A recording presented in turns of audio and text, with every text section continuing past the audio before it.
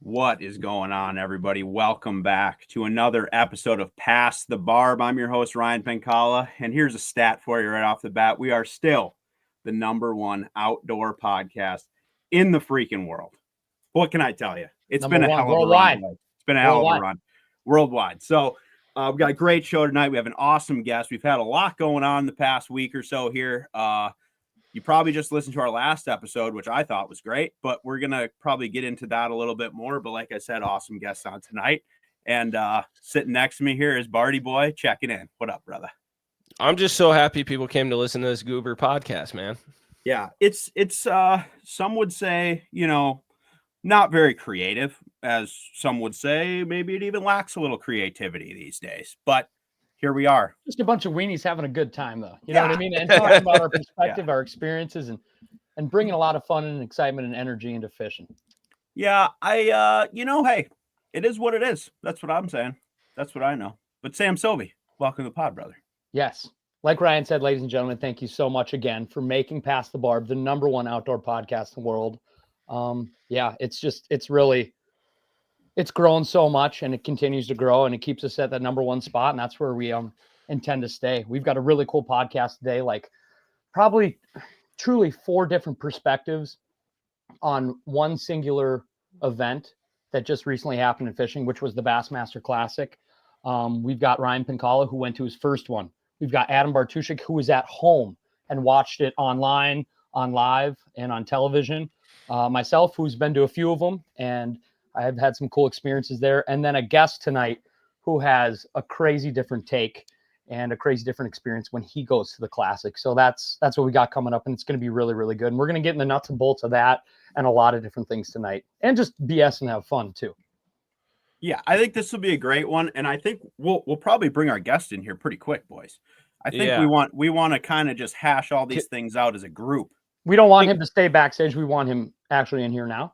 That fast. Yeah, I want to give one time. Yeah, we are paying for the time. Can I give one real quick shout out quick? It was what I posted on Insta today. I texted you guys. So we talk about conservation on the podcast a ton, especially with the Crappie Chronicles and stuff we do with fishing. And when we went out to Maine, would have been 2 years ago now, to film the Crappie Chronicles, we had kind of brought up the topic and trying to get just more regulation and stuff in terms of fish limits for crappies and them being a game fish out in the Northeast. Now, this isn't necessarily about Maine, but I did have a few Chronicle fans reach out, and I just wanted to give a shout out for them real quick because I think this is important. So Vermont right now, you can reach out to the Vermont Fish and Wildlife Board. They're taking public comment via email on panfish bag limits for inland waters, as well as just seasonally closing some spawning waters and then adding black and white crappies to the game fish species list, as well as some other commercial fishing stuff. I think this is all like good stuff. It's things we want to see, especially with kind of what we see in the ice fishing world and everything. So, and just a little background on that too. Vermont is a state that up until like recently, all of their fisheries focus was really on like the trout and stuff like that. Same with a lot of states like Maine and the Northeast there's a lot of that where that's where the fisheries dollars go. A lot of these species like crappie and the other panfish species have kind of just been a free-for-all for, a while. They haven't updated a lot of their fishing regulations in like 50 plus years to kind of just keep up with just how, modern fishing techniques are coming and things like that. And they're not a state that dumps a lot of money into fisheries research as far as panfish is concerned, unlike we do here in the Midwest. So I think we have a little bit better picture of kind of how some of the population dynamics kind of operate in some of these smaller bodies of water, like outside of like the Great Lakes, right? So there, like I said, a lot of their regulations are fairly dated. And, some of the things like fisheries data that would support or, show decreases in these different populations just isn't there. I mean, this is not data that they even have. So as part of the proposed regulation, there would be some things. So commercial fishing for panfish is legal there for crappies, bluegills, that type of thing. So people are buying, catching, and selling those fish. One of the things that was actually noted in that new proposed regulations was that they would have like a commercial fishing license, essentially, that would require people to report, the amount of catches and stuff like that. And then I think there was a modification to the bag limit for a couple of those species. I think it's a 50 fish total bag limit between like all panfish per species. day. So, and then, yeah. And I think other than crappie, they really didn't even have a bag. I thought they had there was like a 25 fish, I think, but some of the other panfish species were almost unlimited. So there was a lot of buying and selling going on of like bluegill, pumpkin seed, crappie, stuff like that. And not saying that they're trying to eliminate that, but I think what they're really basing it on is, we've talked about on this podcast before, is like having these like ballot box biologists type deals where people are voting on regulations not based on like fisheries data. Could go sideways pretty quick, I think, just based on how people feel. But this would actually allow them to gather some data, because right now the only data they're collecting is from people that are actually buying fish. Like fish buyers in Vermont have to report how much they're buying, but the sellers don't have to report how much they're catching and selling. So like individual, anglers or whatever, because it's hook and line. It's not like they're netting these lakes. They're just out there catching crappies like everybody else would. But when there's money involved, crazy stuff happens. So we could have commercially sold a lot of fish in Maine. Yeah. So, but that's why we're talking about this too. It's a very good point to bring up, as like, hey, this is kind of what we were hopeful for when we went out there 2 years ago, was kind of starting a, hey, let's talk about this type of movement. And we've had quite a few people reach out being like, hey, people are talking about it now. And like, if it happens in Vermont, it might start trickling around to kind of New Hampshire and Maine and a couple other getting places. Conversations going, and it would allow their Fish and Wildlife Department to at least gather data to make decisions based on actual fisheries data for panfish. Yes. But you're looking, like I said, Vermont has a lot of dated regulations. They currently still have a firearm pike season in Vermont. What? Okay. So I'm just saying, like, yes. And it's 2 months long. Oh, wow. Is it in April? It's I think like March, end of March through May, like March, April. So it's like April and May. They pull into the marshes to go spawn, and it's just like pop, pop, pop, pop, pop. I guess. Hey, there's some guys in orange over there. Yeah. So if you're looking to do a little rifle pike hunting, maybe put Montana on your list. I've never done it. You mean Vermont? You said Montana. Montana. I'm sorry, Montana. That's what I'm saying. It's in my head already, dude. I'm heading east, I guess. But Vermont, man. Yeah. So anyway, granted, none of us are Vermont like residents. It's not like we get to vote on this, but we're definitely of the opinion that at least fisheries data collection is an important part of like the management process. And it'd be cool to see them manage it more as a game fish species. Granted, I know a lot of the opposition is that people say that they're considered invasive there, but at what point do you embrace that as like, hey, this is a sustainable thing that we can fish for versus just an invasive fish? I don't know, but yeah, for sure. So I just wanted to give that a shout out. So if anybody wants info on that, if you just go to the Fish and Wildlife Vermont website, it'll pop up right away. There is an email that I will try to remember to just put in the description of this. I'm not going to read it right now because nobody will remember it and write it down. So anyways, Stoby, want to get to our guest? We're bringing him in now. Should we? Yeah. And we could probably even say, just as a teaser here, he's checking in from the number 2 outdoor podcast in the world. Yes. And Stoby, who do we have joining us tonight here? Ladies and gentlemen, boys and girls, we have a true fishing icon coming in as a guest tonight. He's an off-the-wall host and contributor in so much media over the years for fishing. He's the MC of the Bassmaster Elite Series and the Bassmaster Classic. Totally outrageous, cool dude. He enjoys long walks on the beach, and he loves longer kisses with bass. Ladies and gentlemen, boys and girls, the one, the only, Dave Mercer. The crowd goes wild. Are we going to shoot some freaking pike or what? Yeah, dude. Yeah. How stupid is that? What do you? Oh, God. That That's sounds like ridiculous. something I do need to do once, though.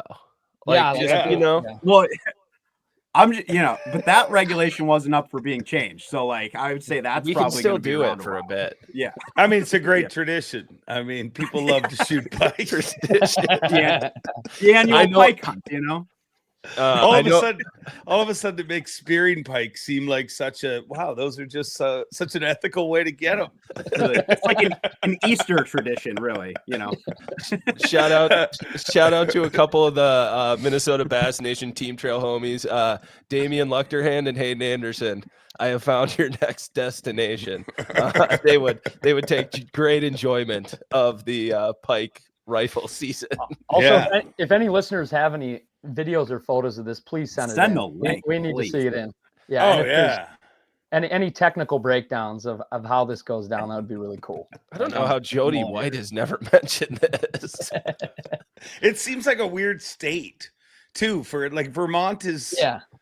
It just feels very, I only see it from Plattsburgh, really looking across, but it seems like just not the place that they'd allow you to shoot a pike in the head. It seems like that would go down in like Montana. You would feel like, oh, if that was in Montana, you're like, okay. Yeah, sounds about right. No, that's great. Thanks for joining us, Dave. It's appreciated. Yes, thank you. Where are you coming to us from right here, right now? Where are you, and what have you been doing the last 24 hours before we dive way back? I'm at home. I'm in Port Perry, Ontario. I'm in my office. Somehow I got texting this guy last night, like while laying on the couch, just like the Classic is a freaking undertaking. Like it doesn't matter. I think this was my 16th Classic. And every time you just leave there on Monday as a zombie, you walk to the airport hoping nobody would talk to you. But somehow me and you ended up texting, Sobe. And somehow I agreed to do this friggin' podcast. I think we caught him at a really lucrative time. He was half dazed. He was semi falling asleep. He agreed to it, and then he was locked in. And it's probably one of those like semi dark nights where you wake up and you're like, "Oh, who did I text the night before? Oh shoot, I said yes to that." I was like, I thought that was a dream for sure. Whoa. I swear I can't start this relationship on a lie, but I swear to you, no less than 10 times today, I thought about texting you and being like, your Wi-Fi's real bad right now. Some horrible excuse. My wife didn't even believe I was going to do this. Like we were having dinner and I said, I got a podcast to do at 7. And she said like, oh, to record one, because I'm doing my podcast, official, unofficial. So but there's a lot of shooting a podcast around. She said, you got to get something shot. And I said, no. I agreed to be a guest. She thought I was totally making it up. She didn't believe it. She's like, are they paying you a lot? And you're like, oh, yes, absolutely. Mm-hmm. It's the number one outdoor freaking podcast. I mean, you guys. I assume like you the budget's big. You told your wife which podcast you're going on. And she was like, oh, no way. Because I assume she's a Again, didn't believe that. Again, what? What? No, but I can't even imagine the undertaking and the amount of sleep that you need to catch up on. So, wow. Thank you. Thank you for being here. Seriously. I do want to lead this off. So Dave, on this podcast, we do need to get something cleared out though. We're here all, sports fans, and we all go through a lot of disappointment in our lives being in the Midwest. And I just would like to hear a public statement on, I watched a Super Bowl this year, and that just did not seem enjoyable. That kind of seemed a little slow, just kind of rough. Hold on. Oh, here we go. Okay. Now we're getting there. I look more like Andy Reid every single friggin' year. It's ridiculous. Here's what I got to say. That one sucked. I mean, it did suck, but it's, I had a buddy who, like, certain guys just like they don't have to try in life at anything. And he would go to bars and he would always just meet the hottest girl ever. And she would fall in love with him while we all watched. Yeah. And Cody there was this one night that she slapped him in the face. And it didn't really hurt him because we just kind of laughed. We were like, oh yeah, this is the one night that you're normal, and we had our one night, and the Chiefs will friggin' reign supreme again. Do not worry. Okay? The Chiefs will get the hot blonde in the corner next year. We got it. It's a curly-haired dude called St. Patrick, the patron saint of the Chiefs, because we sucked for a long time before that. But God, it is so good. It is so good to be where they are now. And here's where I am with all of that. Last year, I watched the AFC Championship with my family. We just happened to be down in the Florida Keys, and we watched in a tiki bar, and we all had Chiefs jerseys on, and there was Lions fans there. There was all sorts of different, everybody was represented, and they were chirping us, which, I mean, people chirp Chiefs fans nowadays. I get it.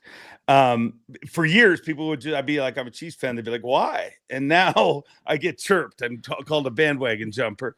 But this guy comes up to me, and he had a lot to drink, and he goes, hey, they're chirping you, huh? And I said, yeah. I said, I'm used to it or whatever. He goes, and he grabs me like, when somebody who's drank too much grabs you way too aggressively. Mm-hmm. And he just grabs my shoulder and shakes me, and he's like, enjoy it. Enjoy all of it. And I was like, what? And he pulls out his phone, and he's got a big Patriots logo on the back, and he goes, God, I miss being hated so bad. So I will take it. I will take it. Now, that being said, let me put this hat back on so I can sell some stuff. And you see what I went? I went with a retro trucker hat to maybe look a little younger with you guys. That's a sweet hat. It's good. Try to speak to the crowd, you see? Yeah. Oh, I got strong riz. Yeah, might have wanted to wear a flap rim. Oh, it'll be there. It'll be there. I'll work on it. It's a foamy, dude. He's good. All right, let's jump into some things here, Dave. I want you to bring me back to when you were just a young boy. What the really? Bring me back there. I know. Yeah. I know. We jumped back almost a half a year ago to when the Chiefs had just an abysmal loss, but I want to bring you back to when you were just a young boy. That was only like 2.5 months ago. Yeah, I know. It felt like a long time. It's a fresh wound. What? I'm fine. We're good. We're good. We're already over it. I didn't bring it. You brought it. It's really the denial's fine. It's fine. It's fine. They're gonna be fine. Okay. We're here to tell you. Who do you guys? Okay, so where are we? What are we up against here? Who's who cheer for? Are you guys all Vikings or? Pink's a Packer fan.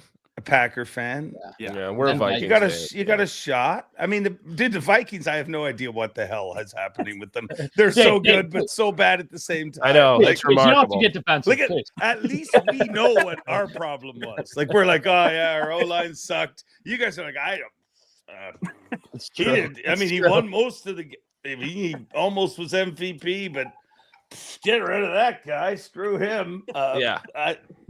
I don't know. Anyways, let's not talk about football. People get pissed when we talk. At least on my podcast, they get pissed when I talk about football. Oh, see that? Once you get to that spot, though. Yeah, once you get to this level in podcasting, it's really open range. It's not niched down to fishing. It could be anything. Oh, okay. Well, I'm hoping you guys can bring me there. That's why I'm here. Okay. So when you were a young boy, what first captivated you into fishing in general? Who got you down this rabbit hole where you would end up this being kind of, your full-time professional career operating in this industry? Like what sparked it initially? I think like a lot of people in this sport, I don't think it was really a choice for me. Like I never ever had like, hey, I'm going to do this and I'm going to do this and this will work into this. I just knew that I had to do this. Like I knew that every decision, like from when I was a little kid, like for whatever reason, my brother fishes, my sister fishes, but they weren't like me. You know what I mean? Yeah. Like I just could never get enough of it. And the two places in my entire life, like since I was little, that I've ever felt really comfortable is fishing and speaking, believe it or not, weirdly enough. I mean, I won every speech freaking contest every year in grade school growing up. Sick brag.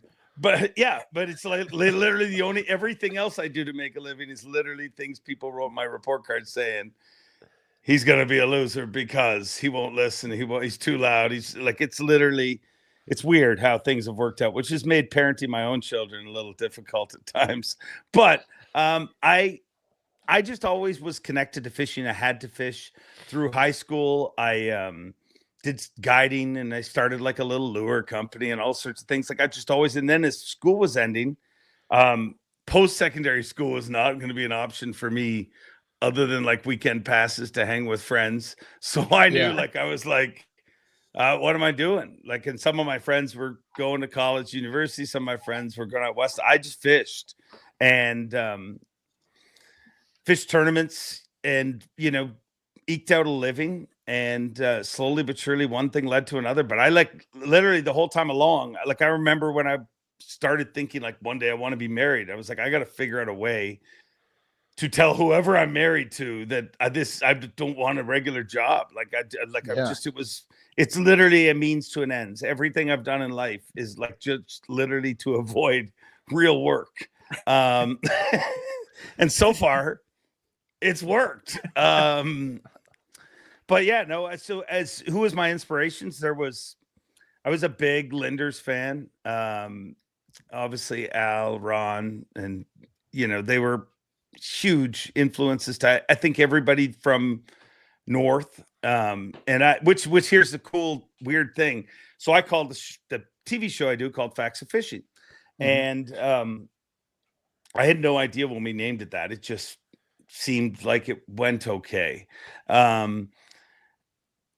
I hate it now. Like it's a weird name, but the one thing that I love about it is the fact that that was the original name of In Fisherman, and I didn't know it at the time. Really? Like, I had no really? idea. I didn't know that either. That's actually crazy. Yeah, it's really crazy. So that was, and there's Al keeps telling me, you know, he's told me several times he'd get it to me, and Troy, his son's told me.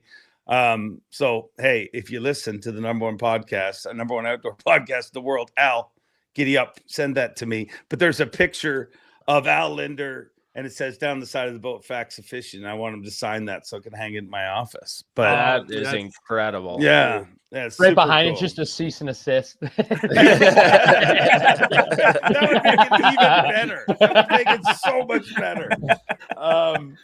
But you know, I was a big fan of him, of In Fisherman. I was a big fan of being from Canada, big fan of Bob Azumi, because he was kind of our Bill Dance. And I was always like weirdly attracted to bass, like just the TNN show, like just what I mean, I had a VHS recorder forever just to keep watching those tapes. And like, I've watched so many of those hundreds of times over and over. And it's so bizarre to me that I do what I do for a living. Like I was born in Ireland. I lived there till I was 5. Then we moved to Canada, and I MC the freaking Bassmasters. It is like the most weirdest, like how that worked out, but thank God it did. And hopefully they never figure out that I shouldn't probably be there. What was the first event, fishing related event, that you ever did? Like you were the MC or hosted a tournament or whatever it was? I'm assuming it wasn't an Elite Series event. No, I didn't start there. No, I started, I think the first kind of events that I emceed were like a charity event for a sponsor. I don't even remember the exact first one. Like there was just a few. Like it started as me fishing them, and then, you know, I was always pretty good on the mic, and then somehow, you know, somebody said, hey, will you MC this? Probably something I did for Shimano, because I worked with them for 27 years. So I did a charity event or two, and then one thing led to another, and there was a Canadian tour called CFT, Canadian Fishing Tour.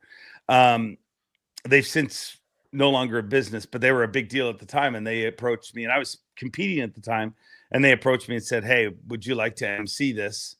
So I quit fishing for 3 years, and I hit the road and MC'd and did all sorts of, it allowed me to do some really cool, different things.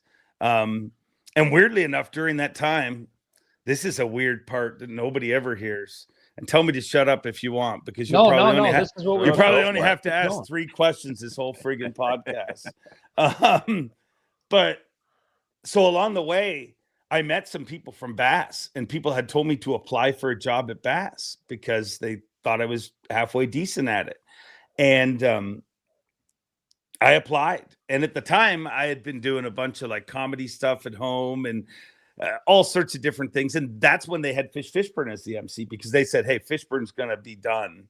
Like, I think Fishburne, I don't think it's a secret. He kind of hung them out to contracts a few times. Like, he got paid large, and I'm just jealous. But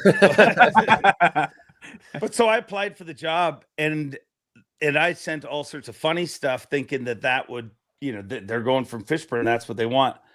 The exact opposite of what they wanted. I didn't get the job. They said no, which I was crushed at the time, thinking like, holy, this is my dream job, and I'm never, like, when is there going to be another opportunity? So, but in retrospect, I'm really thankful that I didn't get it. They actually at that time hired Keith Allen, Don Day, who just retired, who used to be the voice of the classic. Like, he'd do the intro entries. I love Don.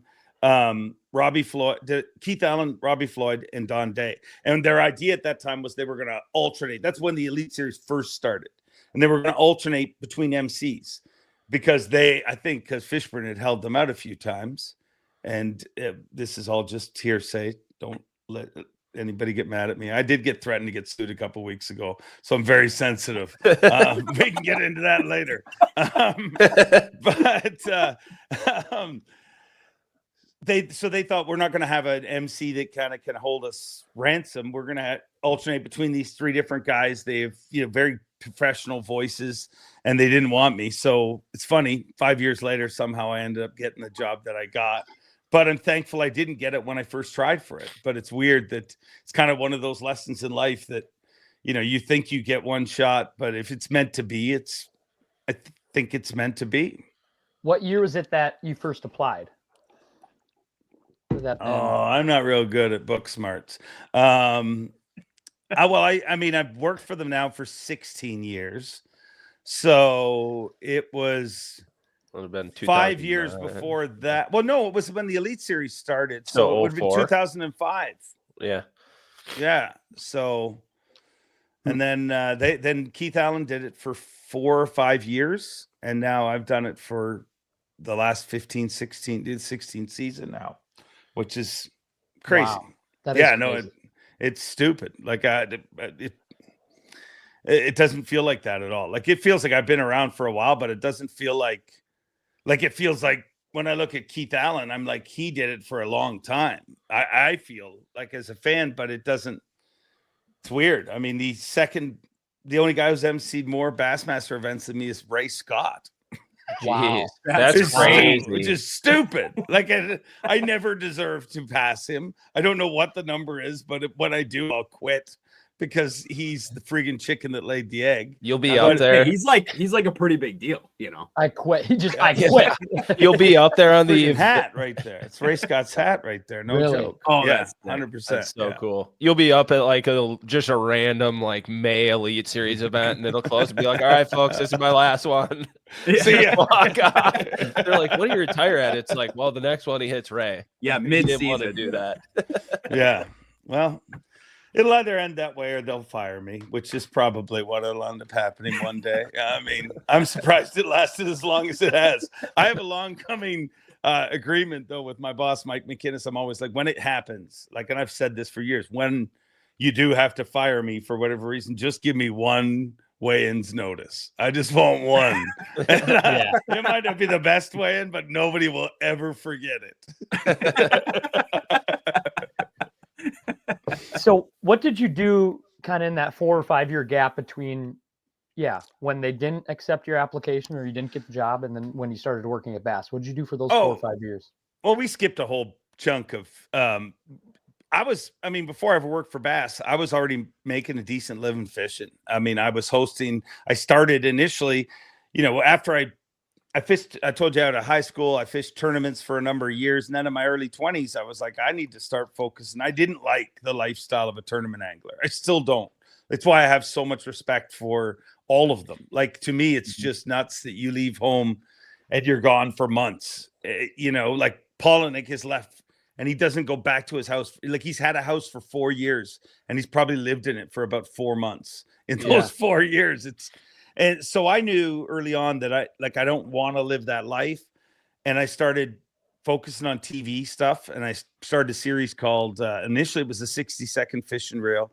Then it turned into Facts of Fishing, but it's just 1-minute tips. And I used to market against fishing shows because we would air 500 times a week on all sorts of different networks throughout Canada and throughout the United States eventually, but they were just 1-minute tips. And at the time that was really new. Nobody was doing it. Like, it was, weirdly enough, it was cutting edge. Like at the time where everybody, nobody was doing it. Then you had some, like, I think even the guys from Wired to Fish started doing it several years after that. You started to see, and they call, I guess the technical TV is interstitials. That's what they call them. But like, they started becoming popular for fitness things, different things. But that was really early on. So I would market to companies. I'd be like, if you invest in a fishing show, you're just selling the same audience. What we're doing is we had tips that aired during the Daytona 500 with like 10 laps left to go. Here comes a Facts of Fishing tip. And I'm like, now we're exposing it to millions of people that have never, ever thought about fishing, or they're just not that into it. Like, they think about it, they go fishing every once in a while, but they don't, they don't read magazines and they don't chase out shows. And it wasn't what, now you can just look it up on your phone and it's all there. But at that time, it was really kind of advanced marketing. So we did really well with that. And that continued to grow. And then one year, working when Bass Pro opened in Canada, they hired me as their national spokesperson. Because it's weird, but nobody knew what Bass Pro was at the time. Like, it's so odd to think that's that. Weird. That's weird. They had a job fair. This is no joke. They had a job fair, and people, like, you would read the applications, and I'm not want to make, but people are like, why, whatever the question was, why do you think you'd be a great Bass Pro employee? And people would answer, I've been into stereos my whole life. They didn't know it was a fishing store. That was Bass Pro. That's awesome.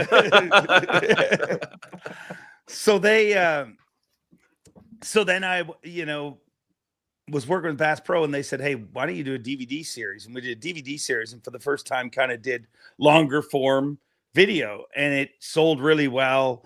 And that progressed into the TV show. And then I was kind of everything that I had said the previous 15 years, where I was like, don't buy fishing shows. I was like, it's different now. Come buy this fishing show. Yeah.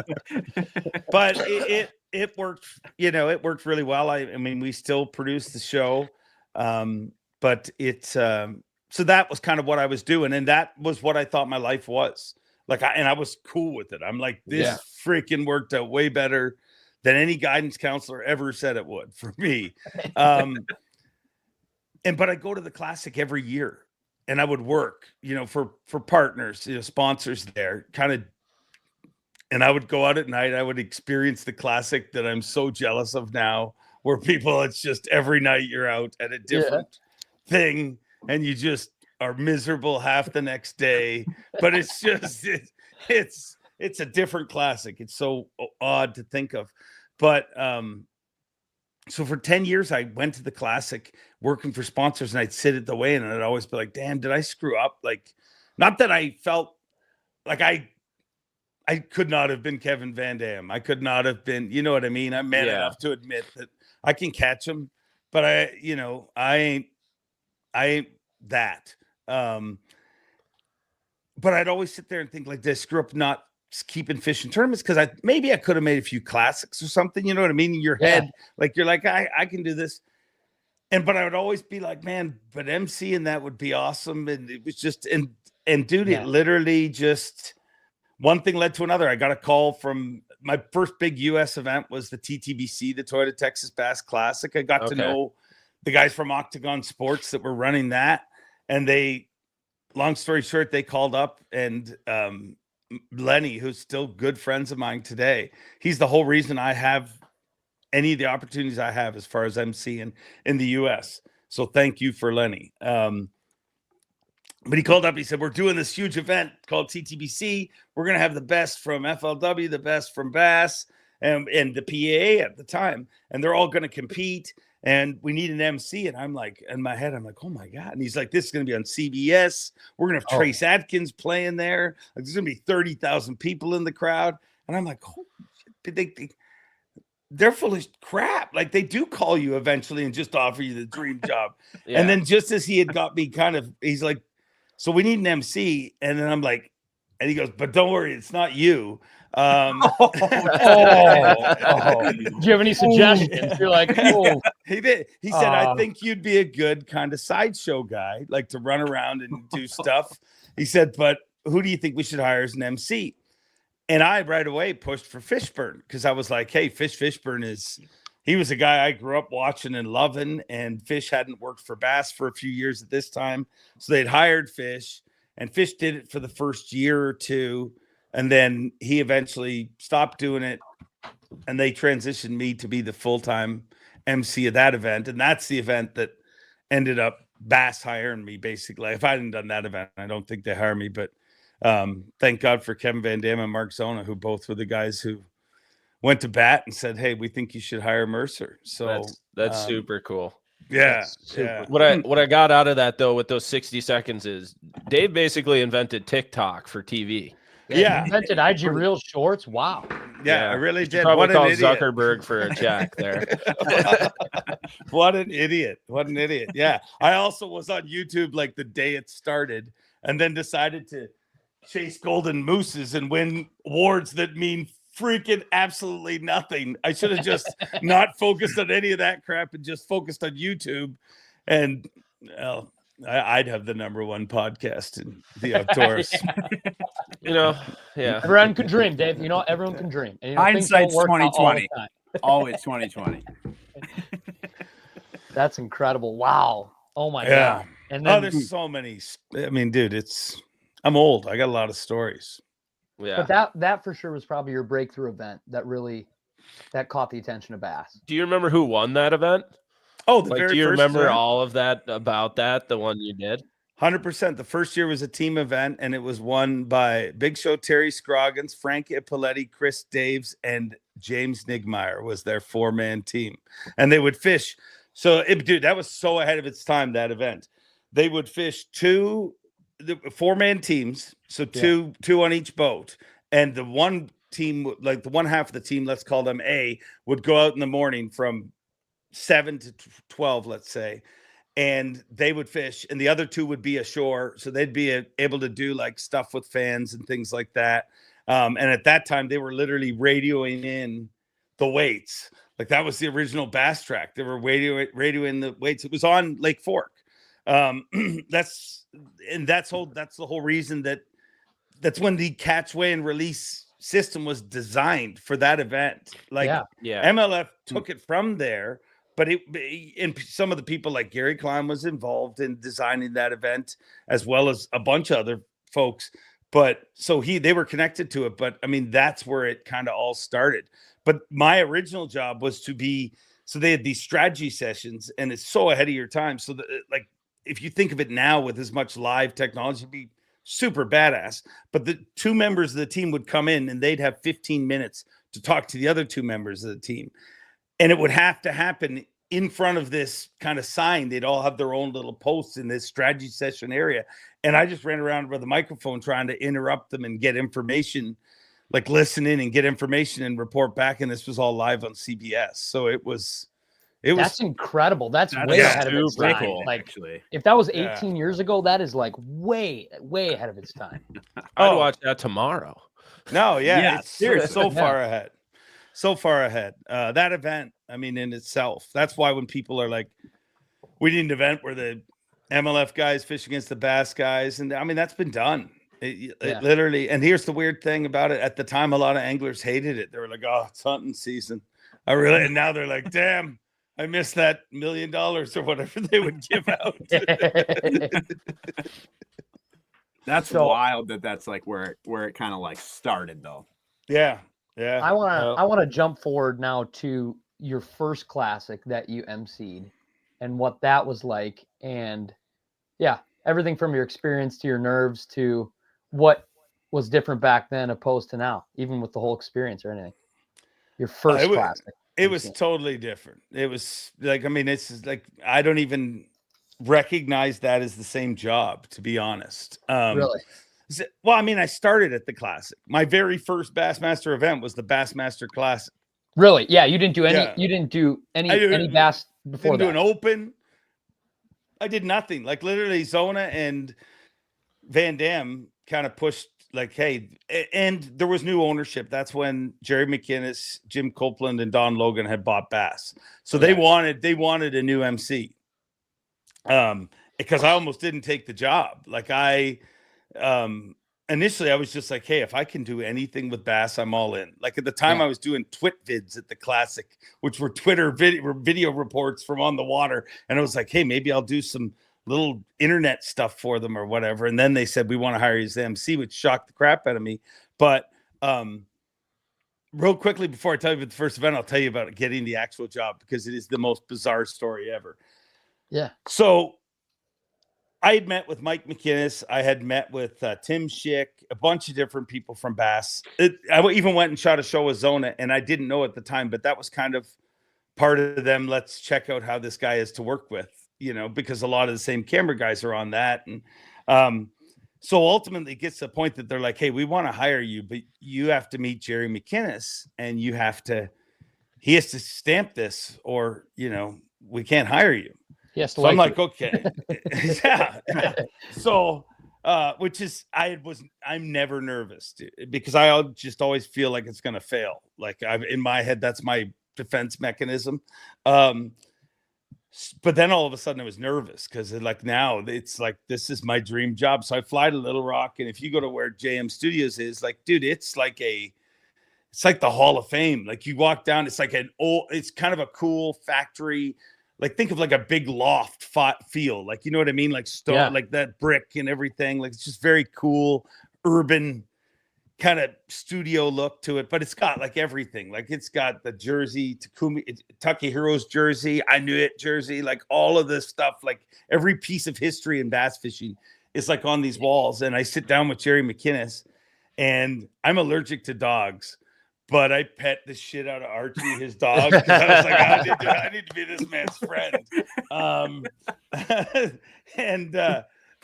A meeting with him is so weird, because, like, I think if you talk to me, you get a pretty good vibe of where I am. Like, it's harder over a video like this, but you see my face react, Jerry was one of those like stoic kind of Southern gentlemen that, I mean, had an incredible laugh, but like you wouldn't know where you were. So we had a 3-hour meeting, and it went everywhere. We went all over the place to we talked a little bit about work. Then we talk a lot about smallmouth bass fishing. Then we talk about baseball, because he was a big baseball guy. Then we'd be back to smallmouth fishing. And every once in a while he'd throw in like a work question, but it wasn't like a regular interview where you're like, what do you think you bring to this firm kind of crap. Yeah. So he said to me at one point, we were talking about how great, how ironic it is now, but how great the publicity that Bass is getting at that time, because they had bought them and everybody was behind Bass, and it was just so amazing. And he's like, oh, even this magazine, this Japanese magazine, it's Basser magazine. He holds it up. He goes, they wrote a whole article. He goes, I don't know what it says though. He goes, but I guess it's good. And I sometimes say stuff and don't think it through. And this was like one of those. I said, you did not. You weren't like, oh, I read Japanese. I said, I'll read it to you. Oh my God. Come on. I swear to you. You did not. I swear to you. And then he goes, what? And I mean, you shouldn't lie, but when you do, commit. I mean, no doubt. Say it enough that you believe it.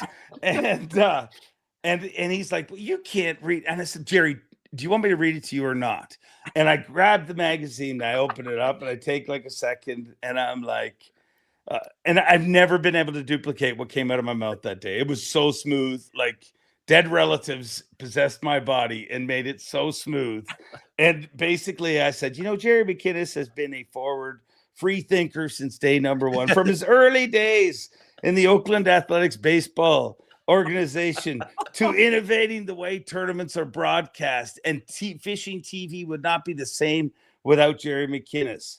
We at Bassmaster Magazine, and it went on for a while, and then it gets into we at Bassmaster Magazine have it from a prudent source that Jerry McInnes is about to make the most prudent business decision of his lifetime and hire Dave Mercer to MC the Bassmaster Classic. And Jerry goes, swoosh, and looks at me, and I swear to you, it was probably only a few seconds, but the whole time I could feel my pulse in my neck. All I'm envisioning is when I'm driving home, just telling my wife, I'm a loser. I mean, it was going good. I blew that. So bad. I lied at the very end. So he looks at me and looks back and he goes, "You don't speak Japanese, do you?" And I said, no, Jerry, I don't. And he stood up and shook my hand and said, "You're going to do pretty good at this job." And I got hired on the spot. That is incredible. That is incredible. And look, could you imagine if that wouldn't have worked out, dude? You'd be like, I told him I could read Japanese. Is that it? That is the actual magazine. Oh my gosh. That's the actual magazine signed by Jerry McInnes. That's so badass, actually. It's so incredible. But it could have been like, you imagine how different it could go. I could be on like a totally different podcast, just being like, I could have worked there, but I lied. But I lied. I think the story still would have been pretty sweet, though. Still a good story. And then he was just like, I hated that. Get out. So, but they were really easy to work with. I mean, the McInneses are kind of I remember like when I first started, I never got any feedback or anything. And I remember saying to Zona, like, what they don't tell me whether it's good or bad. And then I found out like, they're just kind of like, we hired you to do the job. If we feel you're not doing it, you'll find out about it. But they've been really fun to work with. I mean, Jerry's since passed, obviously, but Mike, his son, is my boss. And the first classic was a mess. Like, dude, we had 3-hour fog delays every single day, single freaking day. And I was the new guy at the office, guy at the factory. So working for Bass is no different. And Chuck Harbin, who I love, who's since retired, but he was assistant tournament director, and he was kind of my contact. And he's like, "Look, just keep on interviewing people." So for 3 hours in the morning, like that's how I know Palnick so well. I get to know his entire family that weekend just in fog delays, because I did 3.5 hours of fog delay interviews. Like now I would be like, I'd interview people for a little while and I'd be like, play some music. Let's just chill out. But then I was like the new guy, and I ran around. So that's why if you hear that classic, that was Van Damme's last classic win. And I hate him for it because forever will live. KVD slams a door on number 4. That's why I have no voice at all. My voice is shot. So some friend he could have won number 5 and I could have erased that, but he didn't. That is unbelievable. And like, you can't control the weather or anything like that. So it's like, and for that to be your first, I guess, crack at it, you're just so much improv. But that's why he hired you. You know what I mean? You don't speak Japanese. So he's like, if there's a fog delay, this dude will improv. It's like the show will go on. I don't even remember what we talked about, but we talked. We did a lot of talking. Dang, man. Oh my gosh. What a way to come onto the scene though. Like with all that and then just being like, dang, we're here, man. And that was the record up until a few days ago when Easton smashed it. That was when KVD got the record, 69-11 or 69-10 or 69-11, somewhere there. Man. Wow, and his last one. Yeah. And your first one. Yeah. Palnick's first one too. Yeah. Was it really? That's crazy. Yeah. Yeah. I remember that one. I remember watching that one. That's one of the early, not to make you feel old, Dave, but that's one of the earliest ones I remember watching. You don't make me feel old. I am old. It's fine. It's way better than the alternative. I mean, there's only one way to stop aging. No, Palnick actually made me look really smart at that classic because, and just when I looked back at it, like, I mean, he's one of the most special people on earth to me. And I think he is to a lot of people. And I think that's the cool thing about him. Like, I feel like everybody feels like they have their own kind of connection with Palnick. But Palnick I met early, so they flew me in early to that one because it was my first classic. So I was there, you know, the beginning of pre-practice anyways.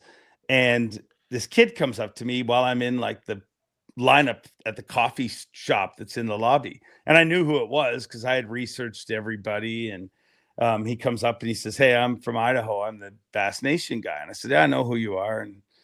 And he introduced himself to me, Brandon Palnick, and we sat down and we talked for like 30 minutes. And we had the wildest conversation. Like he had so much passion. And he literally asked me, he said about like in that classic, he got famous for blowing the whistle. And he said, "Hey, I got this whistle from Kerschel's dad and I want to blow it. Like, do you think it would be cheesy and I remember we talked and I'm like, "Dude, I think if you blow it all the time, it will be." I said, "But if you find the right moment and blow it, it'll be magical." And sure enough, he found the right moment and blew it on the stage. And it's kind of like an iconic moment where like the crowd started crying and it was just really cool. But so we have this half-hour meeting, me and Palnick, which totally by chance. And I've got to go to my first production meeting with Jerry McInnes, Mike McInnes, Tommy Sanders, Zona, a bunch of the other producers that are there. And I don't know. I mean, I've not done this. I'm the new guy. So I've not got much to add. So we go and have the meeting. They're all like, "We should cover this guy. And this guy told me this," like same stuff we do now. But at that time it seemed like I'm like, "Okay, am I even in this room? Is this actually happening?" But at the end of it, I remember they turned to me and they're like, "You got anything to add?" And I said, "Well," I said, I just got one thing. I said, "I met this kid and I said, he may never catch a bass, but if he does, like, I think he has every single thing that you want in a pro angler to be successful outside it. Like, we don't know what his fishing skills are like at this point, but I said, he's got every single asset that it takes to be successful as a pro." And sure enough, he caught fish. He finished 6th in that classic. And he made me look like I knew what I was friggin' talking about. But I mean, it's wild when you think back on it. That is wild. And it's just cool. Like that's kind of where he had a major breakthrough and where you had major breakthrough. And that, I'm sure that kind of is special too in that. Yeah. Yeah, but he went on sabbatical for a year, so I make fun of him all the time. I'm like, "You'll never be at more classics than me unless I die. And then if I die, you won't even celebrate it. You'll just be sad." Oh, that's awesome. Looking at that though, like looking up to this classic, right? So obviously Easton has like this, I don't know, he's had this like aura around him in Minnesota for the last however long. And then it kind of spread nationwide when all of a sudden he was just winning every college tournament. But like, do you see that same type of thing in Easton? Because I think a lot of us have, for a long time been like, that's like people up here have called him like the chosen one or like stuff like that. Yeah. And it's like, he is. He is. I'll tell you how much I feel that, and I would have told you this going into the classic. And I think a lot of people will say things, but I don't have no reason to say it if I didn't really believe it. But I'm more shocked about his first 2 Florida events than I am about what he did at the Bassmaster Classic. That's how much he is. Like, that's how much I think he's probably, you know what I mean? Like that was the first time he was shell shocked from those 2 events. So I think he is a very, very special human. I mean, he's specifically he is like Palnick, designed to freaking do this. Like, what else? I mean, he's just so he makes me feel immature when I hang around with him. Like, he's just that put together. And he's just like that even keeled. That's who is the best at this. Like if you look at all the Hall of Famers, there's really only one spaz in the bunch, and that's Ike and Ellie. Like, everybody else, when they're on the water, they're just so calm, and the more calm they are, the more lethal they are. And he's something special. So yeah, I definitely see it and feel it. And I wouldn't even say that I even see it and feel it. Other anglers see it and feel it. And I told him that, like, I did a rookie interview with him this year, and I said that to him, and he was kind of confused when I said it. I said, do you realize the respect and the reverence people speak with you? Like, and in today's world, there's so many younger guys coming up that people want to knock the legs out on, but nobody even, like, you never hear that about him. You're just like, oh, yeah, he's a problem. Yeah. I remember I mean, growing up fishing against him forever, it was always like that. And like you said, you talk to him and he just has this way. And I remember, like, in practice for events, he'd be talking about a bite that's going on, you know, and you're like talking to each other. He's like, yeah, I'm seeing the fish kind of doing this. And he's saying all these conditions and things. And in my head, I'm like, I have no idea what he's talking about right now. But then he gets done speaking. I'm like, yeah, I saw that. Yeah, 100%. I'm on the same pattern. Write that down immediately. Yeah. I like text my tournament partner halfway through him talking to me. I'm like just sending little bullet notes. Like, we'll talk about this later, but I can't remember that. But like leading up to Leech Lake last year, there was like several opens guys or elite guys that, like, I talked to at a boat ramp, and they all said the same thing. They were like, so are we really all chasing Easton? Because, you know, being a local fishing up there. And I was like, oh yeah, 100%. They're like, how confident do you feel? I'm like, Easton would have to maybe hit a rock, and then I think I maybe have a shot, but it's Easton. I'm just, you know, trying to get up there, you know. He's so put together too. Like, I mean, I deal with every classic champion, and it's not an insult on any of them, because I could not imagine the mind melt it is to go through what he's gone through the last, you know, few days. You know, you go from having your 2 worst finishes to even go back the 20 months, everything that he's gone through, like literally gone from a point in his life where he thought my life might not be here anymore, and to be the top of the sport.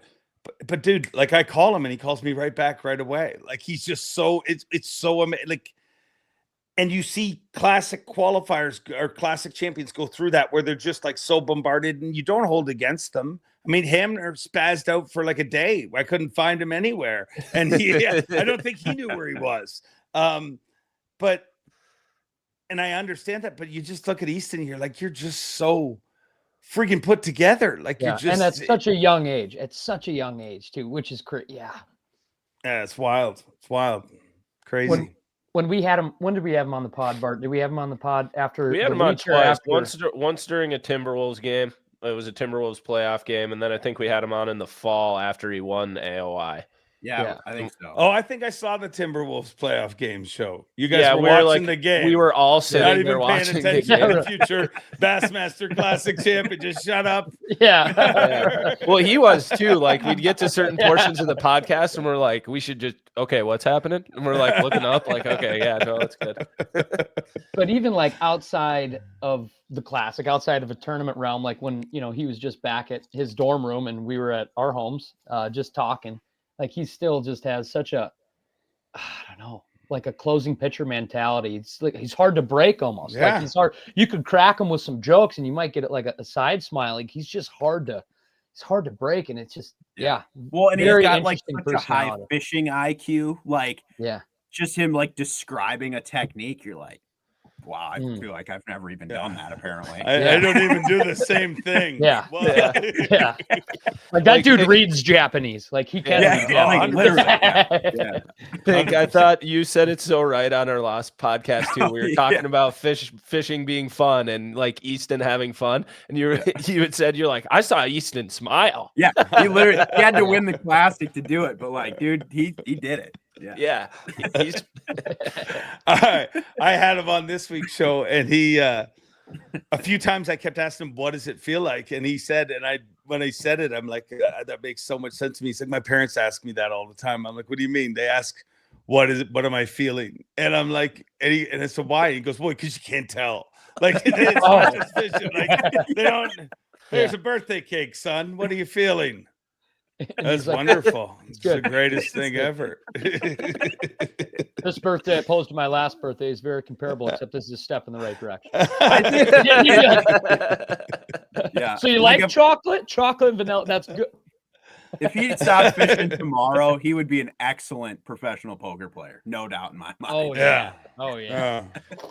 Yeah. Yeah, if him and Welcher join forces, Oh, go God. to Vegas together. Oh my Unstoppable. God. Yeah. That's crazy. Yeah. But yeah, so okay, I guess for the classic, you know, I like Bart said this before, but like we kind of all experienced it in different ways this year. I mean, I think we all kind of wanted to be there, it just didn't work out or whatever. But like for a lot of fans of fishing too, I think they're experiencing it from either watching it online, watching it from the expo, or going to the takeoff, stuff like that. And then for you, I mean, you're in the middle of everything. You know, you get to see everything from the the takeoffs and stuff to freaking weighing in literally the winning fish every single year, which is wild. But I don't know, like Sam, for you having been to several of them now, I mean, was this like you said your fifth one, or how many have you been to? Something like that. Yeah. Yeah. So I feel like we all kind of have a different view on it or whatever. But for me, this year was the first time I actually attended one. I've watched, I don't even know how many of them, and seen it that way, and watched Bass Track, Bass Live, everything. And I mean, it was like, to me, almost overwhelming how awesome it is. Like, you know, you see it on TV or whatever, and actually being there, I think when you start to really wrap your head around, like, dude, all these people are here just because they genuinely love the sport of bass fishing, is pretty freaking wild. And yeah, the expo was cool. I mean, I pretty much was there all day, all 3 days at the expo and everything, and obviously the weigh-ins. But we talked about this on the last pod too, but I was blown away, one, with how many just fishing fans there are, and two, how much of the sport itself really revolves around so many of these companies from up here. Because like it was constantly like all these people from Minnesota, Wisconsin, and stuff that were, I mean, that's who was there, which was cool. But I mean, we really don't think about that till you actually, you know, you're in Texas, and holy crap, like all these people that we work with all the time or know are at the Classic doing their thing. So has that always kind of been the case, or like have you seen it evolve in different ways, or like how is that? I mean, obviously the expo has probably grown over time from what it probably was originally, but I mean yeah, no, it grows I mean, the Classic to me, and I say this to people all the time, but it's one of the few events that TV makes everything seem bigger, but it's one of the few events that when you attend, you're like, actually, this is so much bigger than what I saw on TV. And it's just such a weird, like, I honestly have a deep theory about it where it's like, it's our home. Like it's, you know what I mean? Like what we do isn't normal. I kind of said that on the open on Saturday when I came out on stage, and I don't feel like I got it right, but what, if you play football, it's pretty, you know, a lot of people play football. You play baseball, a lot of people play baseball, but fishing, and it's getting more mainstream, but it's still different. Like when you go to a party, you're in most situations, unless you're hanging out with a bunch of anglers, if you go to like a friend's party, you're like, that's the guy who's a pro fisherman. It's just different. And we stand up, and then you come to this thing where we're all there and we all kind of get each other. You know what I mean? And it's all of a sudden, it's like, hey, wait, we belong. And not that you didn't feel like you belong, but you know what I mean? Like, it's just a real weird, like it's truly a celebration of the sport. So I find it to be just such a weird thing that way, but a really cool thing. Like once you go to one, you don't want to miss another. And when you do, you're like, you're thinking about it all the time. So yeah. And as far as like Northern companies, I think that's newer, to be honest. Like you get, it wasn't always that way. I mean, I think probably Rapala has a bunch to do with it because they've become so much a big part of bass fishing now. Like they used to just kind of tiptoe in and tiptoe out. I mean, they tried the Trigger X thing years ago, and that kind of didn't really work. And now, obviously, what they're doing is working, but they've become a hard bait of bass anglers. Like it used to be a Northern bait for a long time, but they've cracked the code, and I'm sure they've helped a lot of those kind of Northern retailers get involved. And but it definitely does seem like there's a lot more Northern companies involved in it now. Well, Pink, I wanna hear about too from like all your guys' perspective here, because like I'm watching on TV and obviously Dave's on the stage, but I feel like going around 30-second pee break for me. Okay, go do your thing. We're doing I don't know why I had to announce that, but just walk away. We'll assume. Yeah. Like I was gonna say, obviously, and I'm sure we'll end up diving into this more later, but social media is just a toxic place in general half the time. But like a lot of stuff going around right now is like, oh, there's empty seats everywhere, blah blah blah. Oh, sure. I look at and I kind of looked at. I texted Pink actually when he was there, and I was like, hey. Like, what does it look like? And he sent me a picture, and like, Pink, you could show your picture to your camera because like people are like, there's nobody there, and Pink's like, there's people everywhere, and he's like, oh, the camera angle happens to be pointing at the one section behind him where there's 7 people. It definitely was so set up frustrating. weird. It was like set up bad almost, like because the way because Sam, they were able to get some passes into like the club thing, and I'm like texting them like, dude, get me in, like what the, and we should have done this podcast a week ago. I know, and I'm like, horrible so whatever. timing. But because I was there with my girlfriend for the whole weekend because she was working at the expo actually, so she was actually the one that got me in. So I was like, all right, cool, and so we're just like, screw it. Let's just we'll just do the general admission thing. We'll just get in and like experience it like with everybody, we'll just get in the freaking middle of it all. So we did. And, we waited in a line of 500 people deep at the expo to get on a bus to get shipped over there and like whatever. But yeah, we got there and we got in and got some seats and stuff. And I mean, there was tons of people, like I said, even there, because like I got my phone up, so you can see the stream and everything on there too. But it was like, oh my God, they're filming it to literally like all the way around. There's like it was like one section of people that was just like empty, and I'm like, why did they set it up that way? Because the first 30 sections of the stadium are like solid. Yeah, I don't know. I found that frustrating from the stage, just because you're like that is the worst seat too. That's also behind us, behind like, you. Yeah, that would be, and that makes perfect sense. Like that's why, yeah. why people wouldn't choose to sit there. Like that's easy. I mean, I'll be honest. I would say attendance was down the first 2 days away, and for sure, the last day was pretty. Yeah, it was pretty. Yeah, it was pretty jammed, but it was down. I mean, and I think there's several reasons for that. I mean, I think I heard the parking was really expensive, and and I'm sure people in Dallas Fort Worth are used to that, but our crowd's not. So I think it was like $35 to park at the expo and a thing. And then there's people like me that, like, I know you took the shuttle bus, but just so you know, you might as well not have a shuttle bus, because there ain't no way in hell, I don't care what the event is, that I'm getting on a shuttle bus.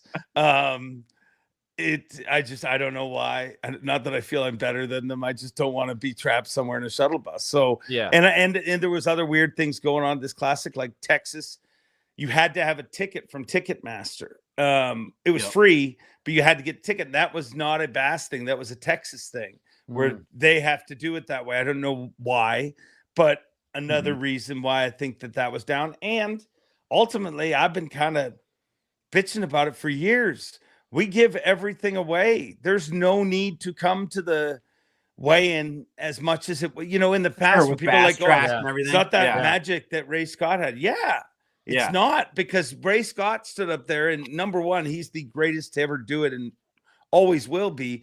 But nobody knew. Like, you know what I mean? Like, there's an actual reveal. And even now, let's say Easton still wins the Classic, but doesn't catch that 8-pounder, that weigh-in is so different.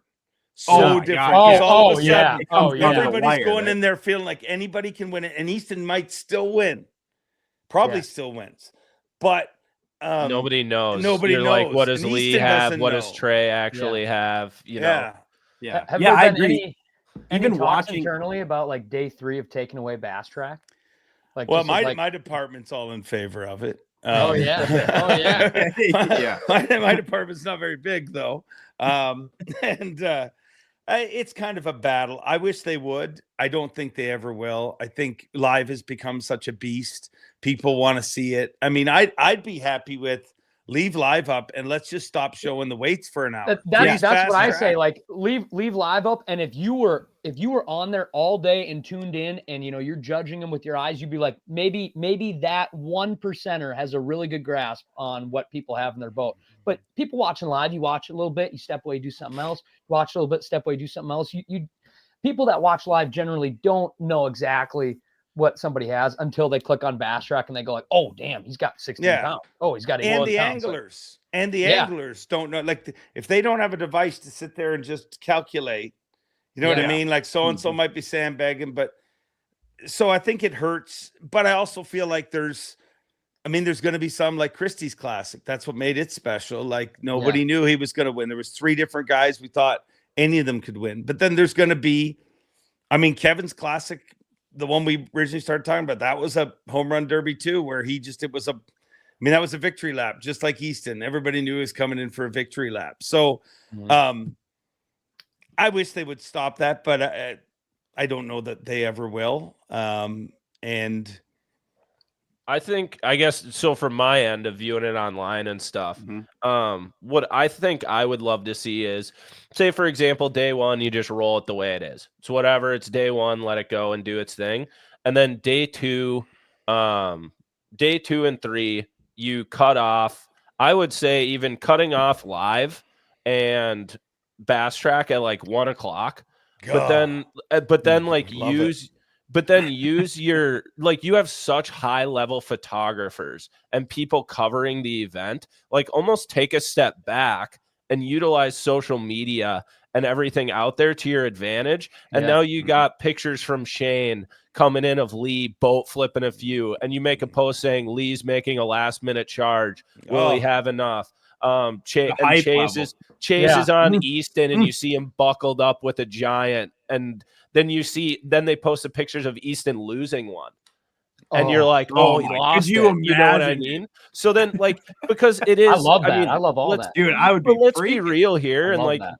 you know this, Dave, because you're the guy on stage. It's all production. It's all kind of theater, and you're trying to put something on. So why not make it a production to your audience at the end? Like any other show or anything is, to create some suspense. So, then you just lean into, like, the photographers for Bassmaster and the way they cover it are so good. Those photo galleries are incredible. And if you just cut it off so that when the anglers get off too, and they have no idea, like, that's, I personally, that's what I would like to see. And I think day 1 is fine. And you can still have the cameras in there and film it and everything. And then, you want to get your viewership after, you post it on YouTube after, and you go final 2 hours of day 2, right after weigh-in. You just go, which would be huge, huge. And one of the worst days, like after a tournament's done, like, as far as traffic is as the week goes on. So, it gives you some goal to release.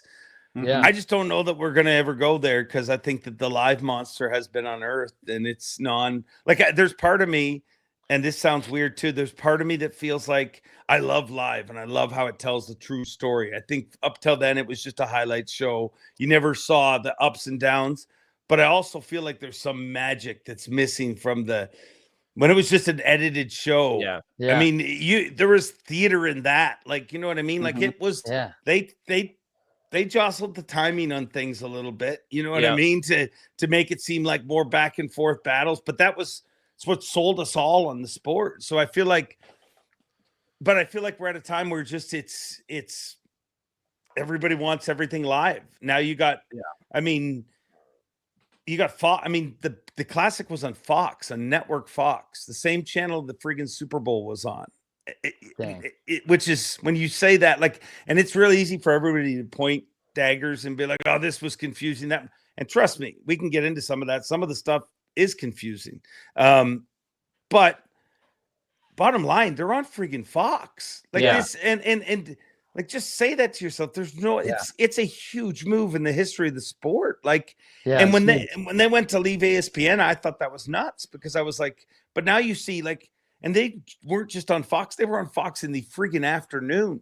During, like I was telling the guys, it was during March Madness. Like, I was watching March Madness games on one TV, and I'd flick over to Bassmaster, flick back and forth between, and I'm like, this is a March Madness weekend. I'm watching bass fishing, basketball, everything's going on. Like, and I only got to flip 2 channels. They're right there. So I think there's a lot of different things you can do to it and the pageantry, but like, and you say, everybody wants it live, and I guess being, I guess, Sobe and I and Pink, you know, we do a lot of content creation. And I think a big thing with that is just pushing the envelope always.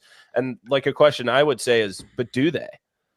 And like, that's a thing looking at it, like, why don't you give them some live and then afterwards be like, here's your little bit of production as well? Because I think there is a part maybe of the sport now that is like, you know, I want to see live, but like when noon hits, I kind of want to go about my day, you know, and go start doing stuff. And then when I get home at 7, like how many people are just locking in for the whole day?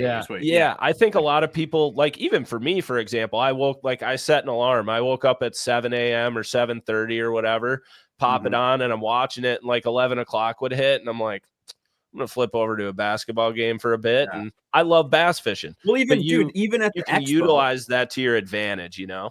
Even at the expo, it's like they have it on the big screens there. You can watch live all day if you want, but most people are doing stuff or whatever. Yeah. And as you're walking to another vendor or whatever, you're like, oh, I'll just watch for 5 minutes, you know, and then keep her moving or whatever. So it's like, I don't know. Yeah. Like how many people are really just posting up, you know? I feel like it's changed too, though, so much. Like I feel like when Bass Live came out, people were just like, they wouldn't miss any of it. Like you just hear nonstop from people. I don't cut the lawn. I don't get anything done on the weekends anymore. I need weekends without it so I can get stuff done.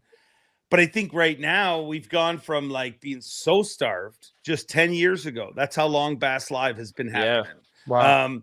And in 10 years, from going from the point that we all thought it wasn't going to work, like the night before, me, Zona, and Tommy are like, yeah, this will never. This is going to be so bad. Well, we tried a tournament. I think Randy Howell and David Walker fished it on the Tennessee River, I think. And it was horrible. Like we lost coverage all the time. I mean, but that's the truth. When live started too, like it's also, Bass was allowed to grow. Like it was okay that we lost a cell here and there. Like all the crazy crap I used to be able to do in live. Like they'd never allow me to do that now because they have cameras that work. Like at that time we had like they'd just always be like, stretch, just talk to more weird people on the street. And now when you break away from fishing for a minute, people are like, wow, what are you doing? So I think that we've been almost over serviced because, dude, you can watch live bass fishing.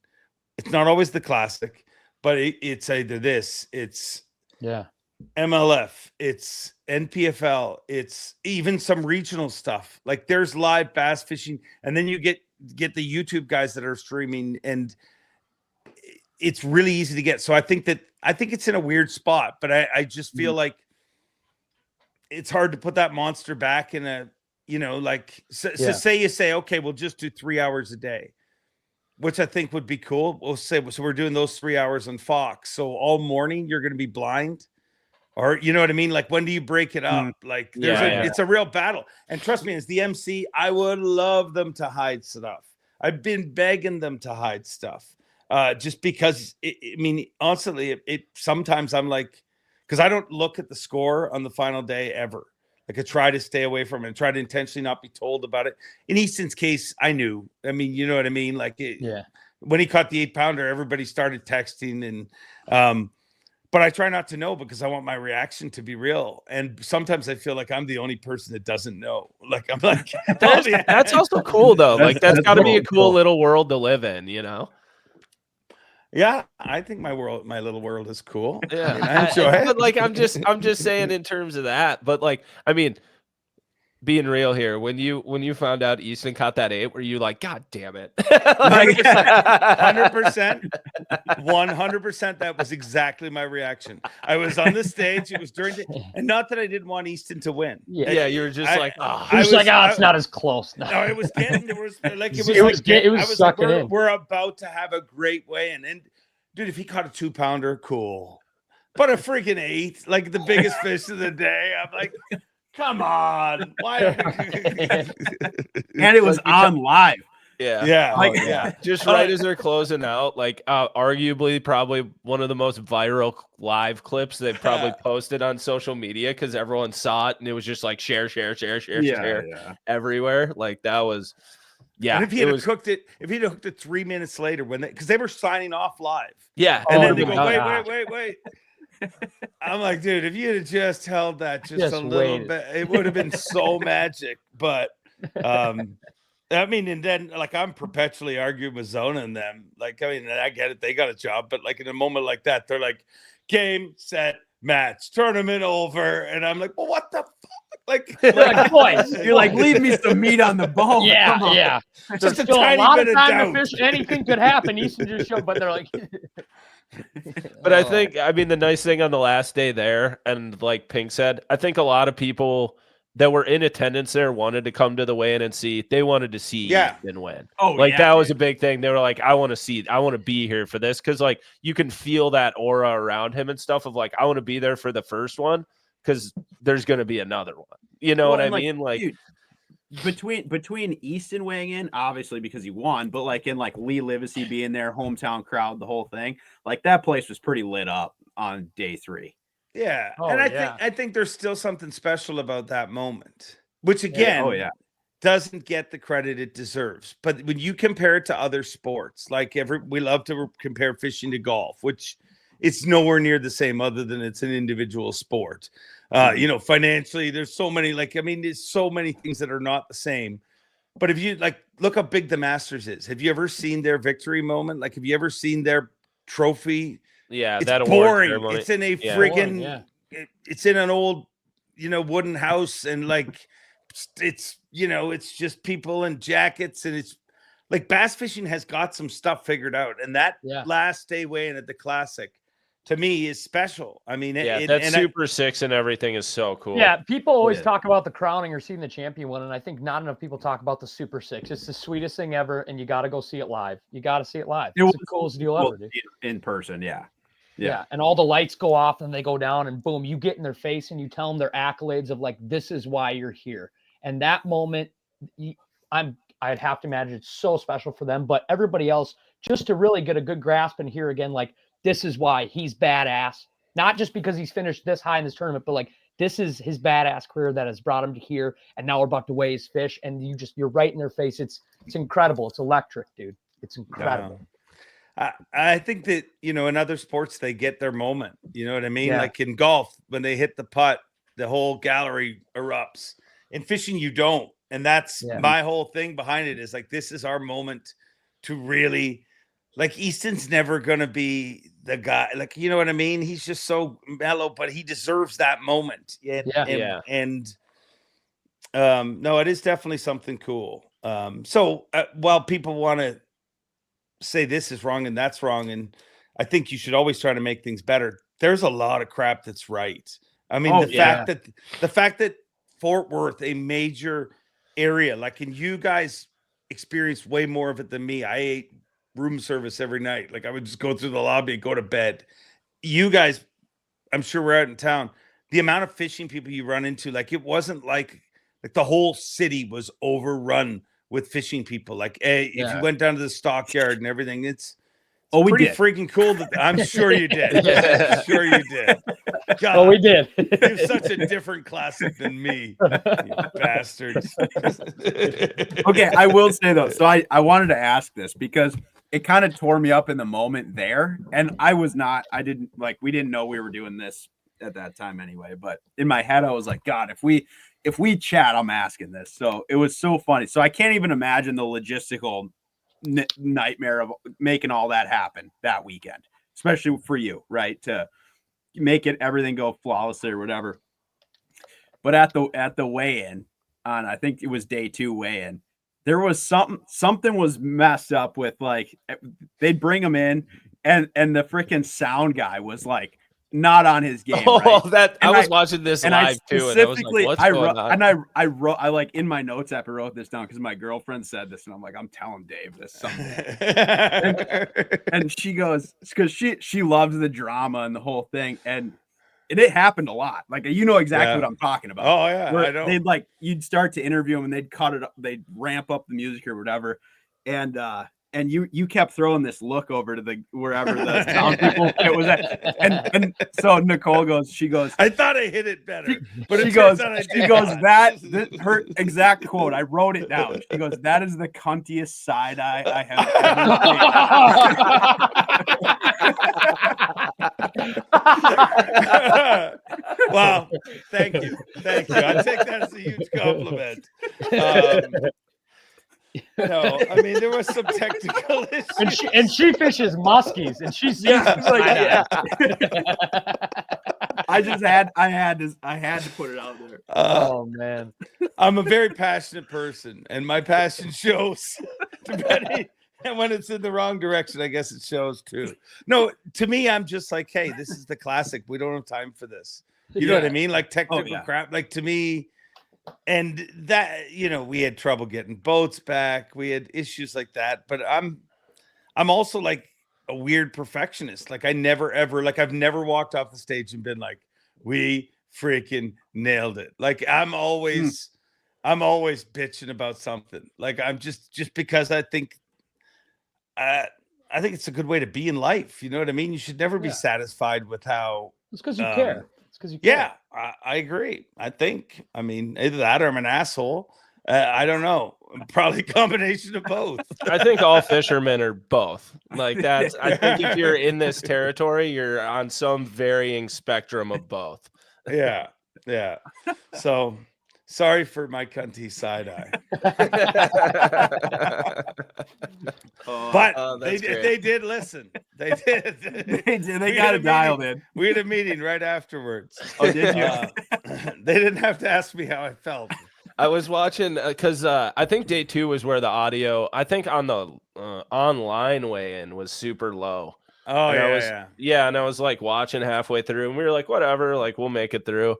And then like halfway through, all of a sudden I heard it ramp up. Like it took 3 seconds and it came up and I'm like, someone found the dial. Like that's, I could just like in my head, I know that's not what happened, but in my head, it might have might have been what happened. Somebody got a text and said, "Oh, really? Oh, there we go." Yeah. In my head, there was an intern in the back production room just staring at a wall, like one of those soundboards at a concert. He's just like turning each one a little bit just to figure out which one turns it up. Like, wow, I should not have lied on that job. I do not speak Japanese. No, that's good. That's good. That's part of all live events though. Like that's kind of the joy of my job. Like it is. Oh, but it's a double-edged sword. Yeah. Like, I mean, the Super 6 intro, dude, before I do that, I'm like, what are you thinking? This is so stupid. Like if you did it backstage, but now we're going to do it right in their face in front of it. Like I do it at every elite, but it's different when you're in the middle. But that's also like afterwards, that's what you get off on. You know what I mean? It was cool that you like took a risk. Yeah. It is sweet, though. The Super 6 is all super cool. Sobe, did you have anything else you wanted to talk about with like the classic there or anything? Yeah. Maybe just as far as perspectives goes, because we kind of heard about Dave's a little bit and then heard about Ryan's first one and then now heard about kind of how you viewed it from home. I guess like as far as my perspective on it, and even I want to talk a little bit about like the first classic I went to, just like how magical it is to see it in person. And we get so much like the expo has always been basically free to get into, you know, the weigh-ins are always free to get into. I think the first classic I went to was the first time in Knoxville when Optifo won it. What year would that been? That was 2019. Yeah, 2019. And that was like electric. Was the pre-split classic. Yeah, it was incredible. And at that time, you know, there was no getting into any clubs or accolades or being a part of any boat down below. That was me and my buddy Brock were down fishing on Lake Chickamauga, doing some YouTubing, just trying to grind on YouTube. And we just got done fishing with Kyle Welcher back when he was just doing the opens. Kyle had a YouTube channel. He's like, "Oh yeah, I'll come down fish here with me, man. I'll come down Chickamauga, doing real good, man." We got done fishing with him, and we also had absolutely zero money. So I'm talking like zero money. We drove, and we're like, "Oh my gosh, the classic is in Knoxville. Like we got to go. We're both from Minnesota. Like we've never been. We may never get this opportunity to go again. We're like really close, you know. Like let's just drive." We drove there. We parked a little Blazer and the little Ranger in the back of a church parking lot because we know it was free parking back there. and it was a free place to sleep. We were sleeping in the back of the Blazer, and we knew if we could just get there, we could get into the expo, and we could get in the weigh-ins, and we could take it all in. So as far as like people that maybe want to go do it, and if you want to do it on a budget, there is so much cool stuff you can see just by going, and you don't have to.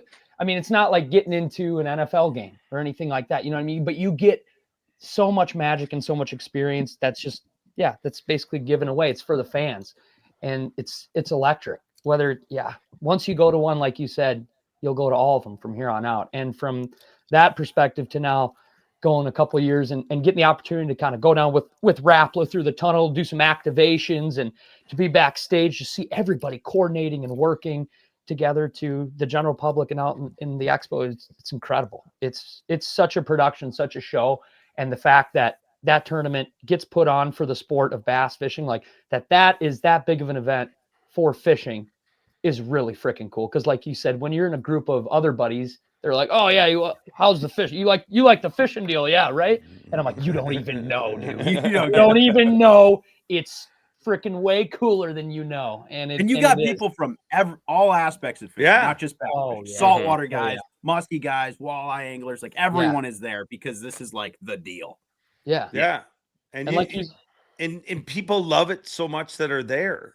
That's the weird thing when you see some of the online stuff. You're like, I just spent a whole weekend surrounded, couldn't move. Yeah. Like, you know what I mean? Like, dude, like, and I'm not meaning this out of any boastfulness or anything, but to go get in and out of the expo, they needed to help me get in and out. Yeah. That's how many fishing fans there is there. Good luck. Yeah. And I'm not saying that. We need to get Mercer a Deion Sanders type move. Oh, yeah. There. Yeah, he had the full I heard that was impressive. I heard he was impressive.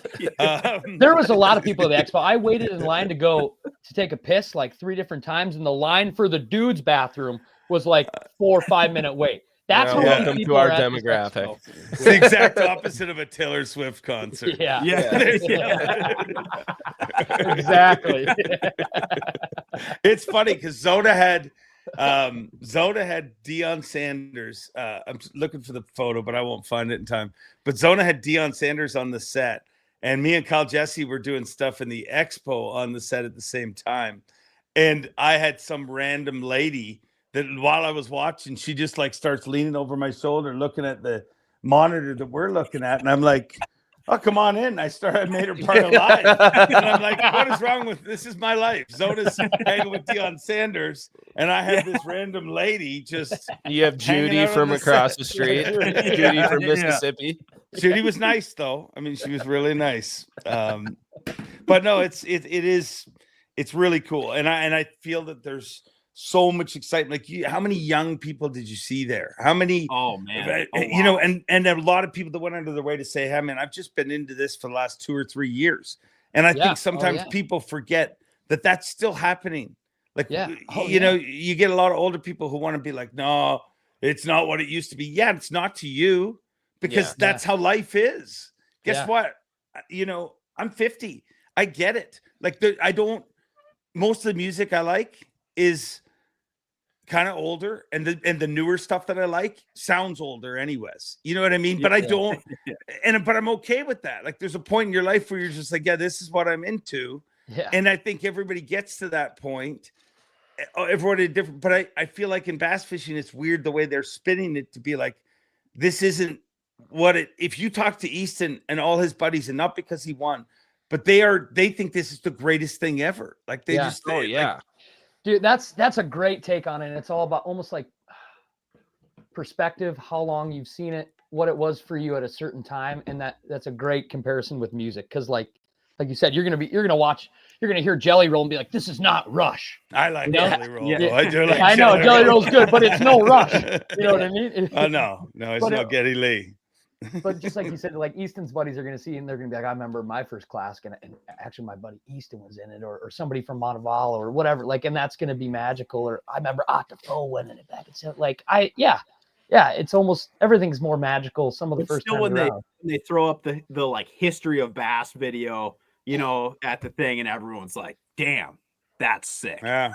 You know, whether you're like, I dig what's happening now or not, you can't, like, the history of it is just so key, I think, to the whole deal. And it's gotten it to where it is now, and it's just crazy. Yeah. Well, I mean, you just told the story, Sam, about you going to your first one 5 years ago. Yeah. And you told a story very similar to my first classic. You know what I mean? My first classic was in 2000. And was the worst attended classic in the history. Like when talk about bad attendance, it was at Soldier Field. It was literally like the place was empty. And they did it in conjunction with ICAST. It was the worst experiment in the history of the sport. But it was a one-time run.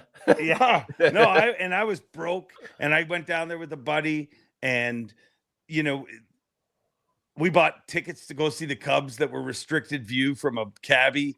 I mean, we literally were sitting in front of a pole, but we thought like I would look back at that classic and I'm like, this is magic. And you went to your first one 5 years ago. So it's still happening. It's just a weird time in history where I don't know. I don't get it. Yeah. Well, I guess maybe this kind of leads into, something that I think we all kind of wanted to talk about a little bit, and I'm sure people listening to this wanted to hear us talk about. But kind of getting into what I saw online, and I'm sure what you saw, Dave, and we talked about on our previous podcast. And we can go as far into this as you want to, or out of, or whatever. But I think just something big here that needs to just be addressed, and it needs to be addressed publicly and actually talked about, just because of how wrong it is just how big of a divide there is in bass fishing, and there shouldn't be, just because Sobe, you said before, fishing's fun, right? Yeah. We're here to have fun. And I think we've talked about before, there's been a lot of propaganda thrown out there by Randy, and I don't have any problem really saying his name. So and I think what's the best part of having Dave on with this is your TV show's Facts of Fishing, right? Mm-hmm. Yeah. So cool thing with propaganda is it's not facts. So I think what we should dive into next is telling people some facts actually about what's going on in fishing and bass fishing, and kind of clear the air for some people, because I don't think there's a lot of that going on some social media platforms. No, there definitely isn't. Here's the weird thing, and I'm sure by the time this airs, it'll have already spun that the whole world is turning on Randy. No, that's where it's going to go. And listen, I have respect for Randy Blauket. I had him on the podcast 3 times, and I have enjoyed my conversations with him. Where I lose respect for him, and it's funny because me and Sam texted this because I listened to your guys' podcast last night. Earlier in the day, I recorded a podcast and I talked about Randy and how there was no respect because it's just gotten out of control. But now I've heard other podcasts talking about it, and it really does feel like everybody reached a tipping point at once where they're just like, what's happening is so wrong. Because and I feel the same way. Like, there's a bunch of young anglers and they were dirtying Randy and Basil Bacon and all these legends, Larry Nixon of the sport. I would check them too. I'd be like, what is wrong with you? You don't get here without them, and vice versa. But respect is what you give. You know what I mean? You get what you give. And Randy has really armed a world, and he is some of the greatest followers. You know what I mean? And you guys will feel it. Trust me. Mm-hmm. If you haven't already, it's coming and it's going to keep coming. I am number one hated out there right now. I know nothing. I got called Mercer. I got called a dick monger. That's not so bad. Speaking of which, he called me that. He called me that in his video. Yeah. Oh, that's not nearly as bad as saying you got a country side. Respectfully cunty, respectfully cunty. Yeah, shut up, Adam. You look what Dave's going through. Yeah. This was your girlfriend that called me that? Oh yeah. I want to meet her so bad right now. Yeah, cool. She's wicked cool. You'd like her. No. So listen, I don't particularly. There's times where I don't like forward-facing sonar. There's times where I think that forward-facing sonar, there is definitely a detriment to the sport in certain ways. You know what I mean? I don't know how to deal with it though, because I feel like it's not going to go anywhere. But I also feel like it's never going to be Steve Kendi catching him on a frog. Like, there is certain things about it, but to villainize people that are using it, doing exactly what Randy did when he competed. He thought about ways to outsmart the competition, to outwork the competition, sunk his damn boat to win a tournament. You know what I mean? He was an outside of the box thinker, but he has created this world of people that have never used it and think that, you know, you just turn it on and the fish jump in your boat, which, come on in my boat, I'll show you. It's not always that way. And it's just one of the most divisive things. He's not the only one. It's become an easy way to get traffic. And it's just wrong. It's wrong to me. Like it's every, I don't get, and I get why he's doing it. I mean, it's pretty simple. You can see why he's doing it. And he's going to say it's because I'm fighting the good fight. Okay, fight the good fight. Tell the world that forward-facing sonar is the devil, but tell them it with facts. Tell them it with stuff that really matters. Don't just classify these flat brim cheater boxer. You know what I mean? You don't even know who friggin' Easton Fothergill is. And that to me is a disrespect to the sport that I love, that you don't know. No different than if some young kid said to me, who's Ray Scott? I'd be like, that is a disrespect to the sport you profess to love. You need to learn about him. And, you know, it's funny because he and Randy has promoted my podcast at times because some of the conversations that we've had, he's deemed good. But I did I try to remember who I had on. Oh, I had, Rob Newell on. He had written his book. Yeah. And I also had Hamner on. And Randy promoted the Rob Newell segment of it. And he goes, well, the first part of the show, he's got some other guy on. And then he's got Rob Newell, which is really good. And I'm like, some other guy? You mean the reigning Bassmaster Classic champion? That's some other guy to you? Like, it's just the outward disrespect. And again, I respect what Randy's done in the sport. I respect people that like his stuff. I don't respect how he's burned stuff down. And I don't respect how he's taken something that is so pure, simple, and accepting of everybody. Like, I don't give a shit if you're a fly angler. I mean, to me, it seems foolish. Seems like you should embrace a gear ratio, but that is what you love. That's, and I don't care. Yeah, you know, and I'm not gonna come tell you that this particular technology you have in fly fishing is the worst about it, because I know legitimately nothing about it. No, that's not my place. Yeah, and at point and face, I mean, there's more. And when we become the enemy, when we're fighting amongst ourselves, that's when it's really scary. Because to me, there's groups that want us to do that. Like, they love the fact that they can read a Randy Blauket video that says this is the worst thing that's happened in the history of sport. They love that. And that's, I mean, there's enemies far bigger than ourselves. And it's just not fair to people like Easton. It's not fair to the sport. Like, he's a big proponent of that. And I mean, but if you truly love the sport, it's like, how can you create this divide and expect that no one's gonna be contradictory to that, and that what you're saying is somehow helping? Like, you know what I'm saying? Like, I don't even know how you wrap your head around that. Hey, this is the correct way to go about this. No, and I think I've said this the last few days, and like I told this to Sobe earlier, and I think this is something that's just really important for everybody to note, is that you can like or dislike forward-facing sonar. That's fine. Fishing and the enjoyment of it is different for everyone. There's different discussions in this that are separate things. Forward-facing sonar is one thing. The hate and negativity propaganda that has been developed and spewed is another. The broadcasting of bass fishing and the attendance of the Classic is a whole other topic with other factors. And I don't think you can draw correlations between one and another, but you can draw correlations between one and another if you want, but you can't say this caused this, because it's all independent stuff. And I think between all of us being content creators and everything, you know, Randy at a certain point will say like, oh, I never said this, or I didn't say this. But it's really important to note that when you are in the media space of this industry, something you sign up for, you know, not legitimately, but you sign up for when you're putting out media and speaking your opinions and stuff, is what your audience goes and does in the public eye or on social media or anything after of what you preach is a direct representation of you.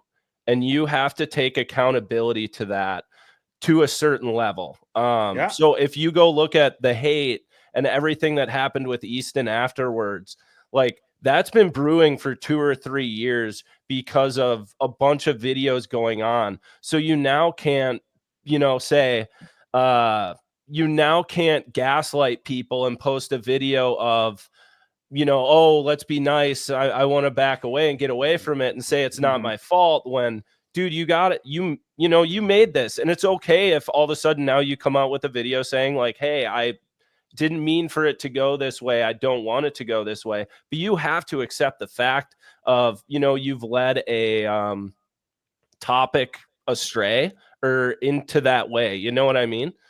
Well, it was almost like best case scenario in his mind was that a young person with FFS wins. Yes. So that he could tear it down, regardless of who it was. That's how it felt. Worst case for Randy Blauket's channel in the future is for it all to be illegal. Like if they make it illegal tomorrow, he's got 6 months worth of videos of saying, I told you so. And then that's going to get old. And then what are you going to bitch about? Like it's going to be that. I mean, you know, the narrative, then it's going to be these kids, you know, their dad helps them out and they're this. Yeah. Well, that's called life. I mean, hey, go sign your kid up for football. Sign your kid up for hockey. Sign your kid up for baseball. There's all sorts of people whose dad and parents are helping them. I'm helping my kids. That's our job. You know what I mean? Like in a perfect world, you help your kids more than you were helped. And that's how generations move on, right, wrong, or indifferent. Is it the same as it used to be? No, but it's just, to me, it's our job, all of us. Like, and it's, again, nothing's written down that says you have to do this. But me and Sam Sobey is a prime example. Me and him have been flirting about having a friendship for about 2 years now. But literally, we're on the first date. Yeah, no, I think that's why I made it a double. I was unclear. It didn't work out. I like pink better than you, it turns out. That's fine. No one likes me. So. Weird. I thought you were taken, Bart. Not according to Randy's video. No. But initially, the whole reason I reached out to him was to say, dude, I see what you're doing, and I think what you're doing is good for this sport. I think this sport needs your energy. I think this sport needs your excitement. The first time I ever talked to you, personally, I remember it was like 2 years ago at the Classic Toast. Yeah. And I ran into you in the bar line, funny enough. And I was like, dude, keep doing what you're doing. But that, to me, that's what our job is to inspire. And I don't know that it happened to me a lot on the way up, but I just feel like that's what you're supposed to do. You're supposed to support each other and not burn each other down. And it's just gotten out of control. And he's not, I mean, he is the most visible one, but it's spawned a horde of people that are just, and they say the same stuff. You know what I mean? They call it the cheater box. They call it this, that, you know what I mean? Spotlighting all the narratives that he's made seem popular. And I'm just like, dude, you used a GPS. You used a trolling motor. Like all of these things. Like the sport has been driven by technology. And again, this isn't forward-facing sonar. Screw it. There's part of me that, like, if it went away, I'd be fine with that still, too. I think a lot of anglers have, I mean, a lot of elite guys have said it's that. It's really about the negativity of the whole thing. Negativity, not the forward face. And that's really what's gotten me big time. And that's where it's just a division he's created. Seriously. Yeah. It's and like Dave said it, like even when we first met and you gave me, when you said that, it stuck with me big time. It was a big deal. And it's sometimes just a small thing that can put some confidence and grow culture a little bit more. And by somebody making videos and talking to a lot more people than just one-on-one, you can do that. but you can also do that in the opposite direction too. And that's what I've really found to be that's what upsets me. He's kind of weaponized an audience in a really toxic way. And it's been through just consistent and countless slander. It's just a lot of slander. And it's never bringing the community or bringing the sport together. It's never to grow it. It's never really to do much positive besides some tech and tip videos, which I do respect and I love it. And I think Randy is entitled to have an opinion. Absolutely. I hope he goes his grave and he says FFS is the worst thing ever. But the way he's went about it. That's a threat now. Slow down. Down.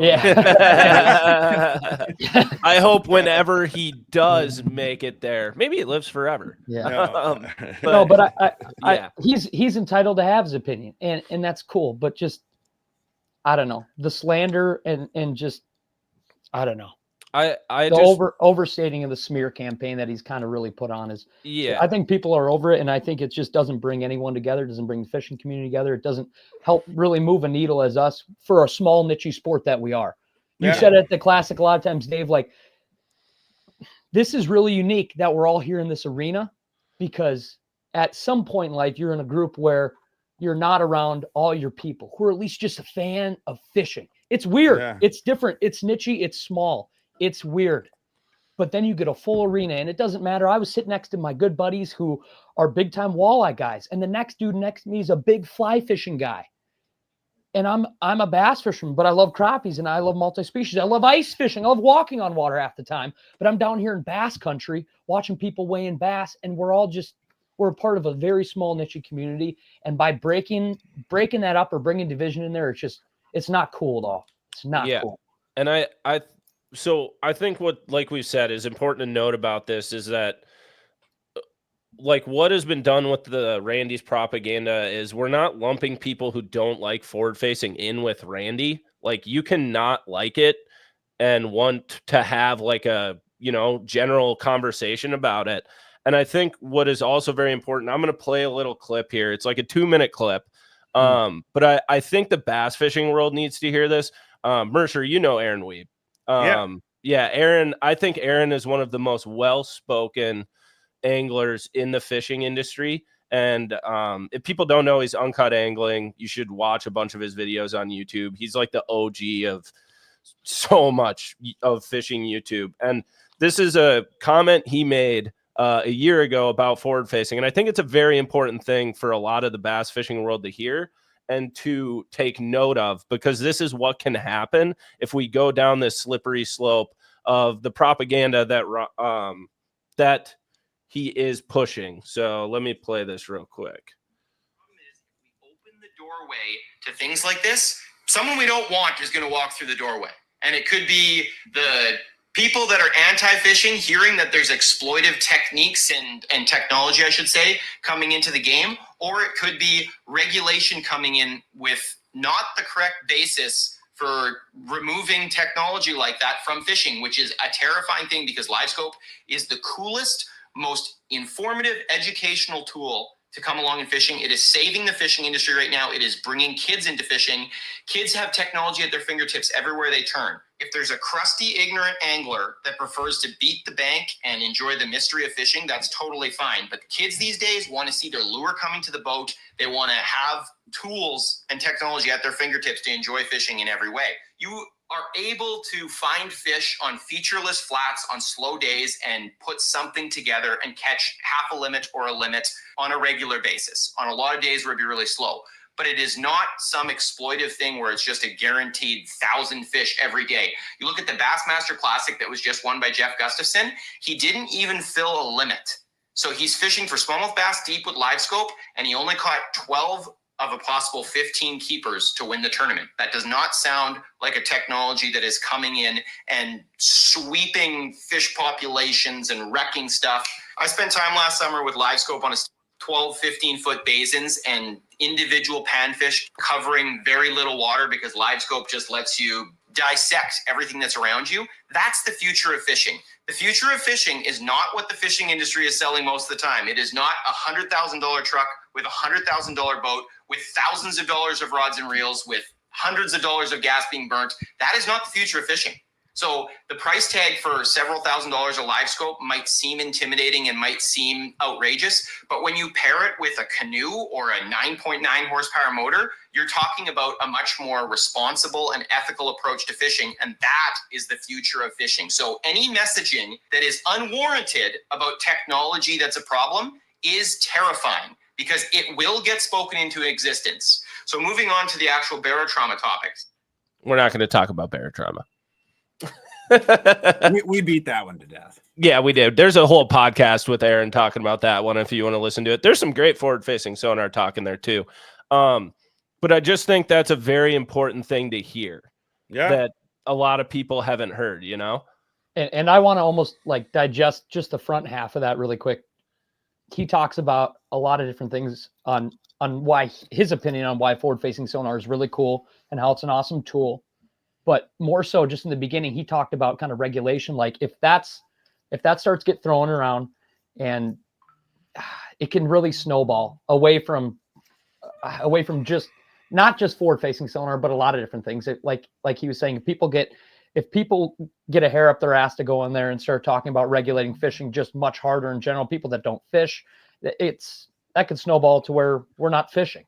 Well, Yeah. it's picking That's the what I scab, see. right? Like once you where do you draw the line then? You know, if you implement regulation there and you say this is bad, well, where do you stop and say this is good? You know, it let alone whatever else is coming, right? What's the future look like? Who knows? But even with the technologies available now, it's like, how far back do you go? Like, that is acceptable to people that don't agree. You know, I don't know. You never turn on the sport.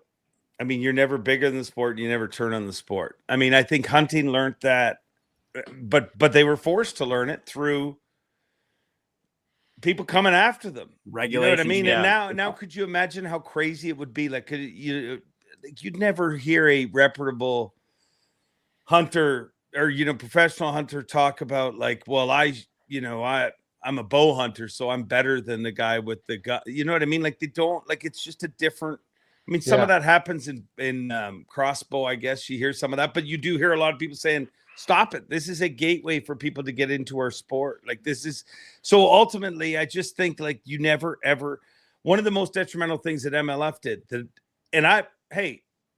I love a bunch of those guys that went there. They were some of my best friends. Like, some of the hardest thing I've ever been through was that, you know, and that was real. Like, we all went through that. But one of the worst things that they did along the way when they started like advertising against live wells, like live wells have worked for years. They still work, like, just because it's your marketing, but you can never, ever turn on the sport. And that's where there's a problem. It's not, I mean, forward-facing sonar can go away, but if we keep alienizing each other and pulling it apart, it's ultimately, I don't think it goes anywhere, because in the history of mankind, youth is undefeated, and 20-year-olds like it. So guess what? If you're 50 and you don't like it, you're not going to have a choice at some point. It's going to be a thing. But I also respect people to not like it, but there's a difference between not liking it and not respecting the sport. Gerald Swindle does not like forward-facing sonar. Gerald Swindle wishes there was no forward-facing sonar. Gerald Swindle is not making videos talking about how Easton Fothergill's record isn't really a real record because he was cheating. Gerald Swindle, the dude who you just beat for the record, Kevin Van Dam, was one of the first ones in the line at the Toast. Never, ever had met Easton before that night and went up, put his arm around him and congratulated him on beating his record.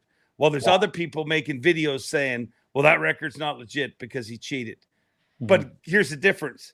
Kevin respects the sport, and Kevin has nothing to gain by saying something different. But a lot of these people that are saying it, they're gaining something. They're gaining it every day, 3 times a day. Yeah. And I think it's what you said there. Like, there's a very hot word there that I think we need to talk about with this.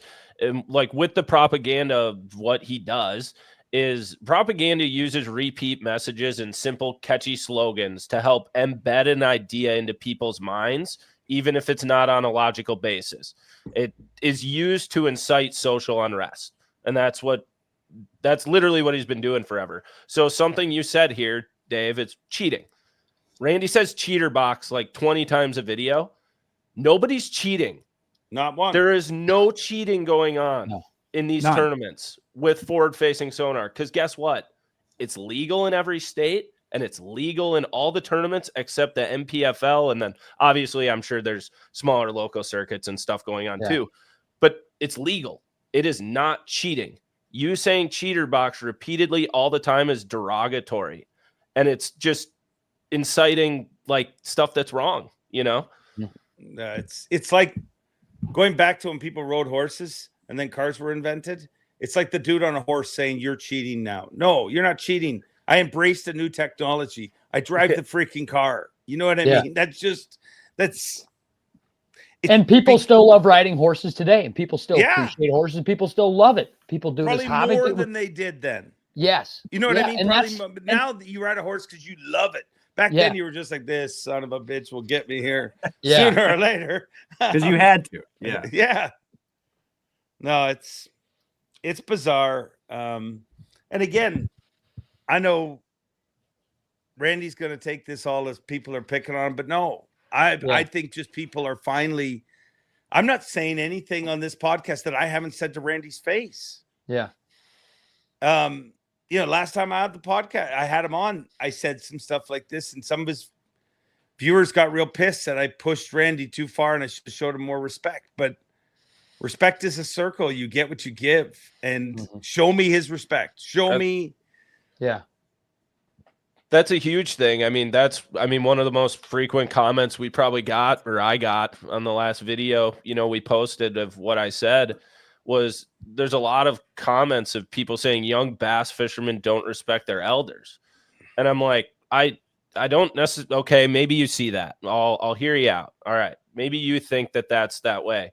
I'm seeing a lot of elders not respecting young and saying like, you got to earn your way, you got to pave your way or whatever.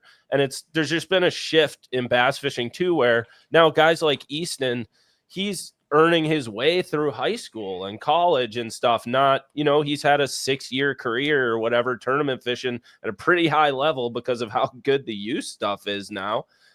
Well, if you put that into, you know, correlation of say back in the day, if a guy started when he was 20, you know, now he's 26, upper 20s, and they're like, you know, oh, he earned his way. It's like, it's all relative, you know, in terms of the time there, right?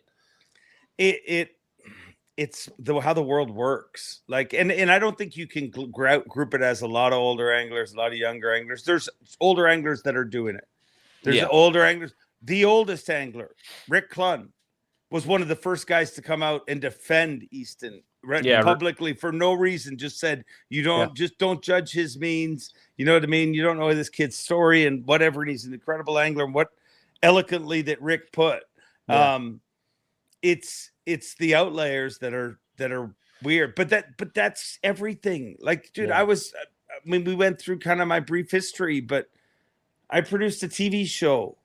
When guys like you guys started showing up at events and shooting video, I didn't say get off the dock. I didn't say you haven't earned your way to be here. I was just like, damn, it's different now.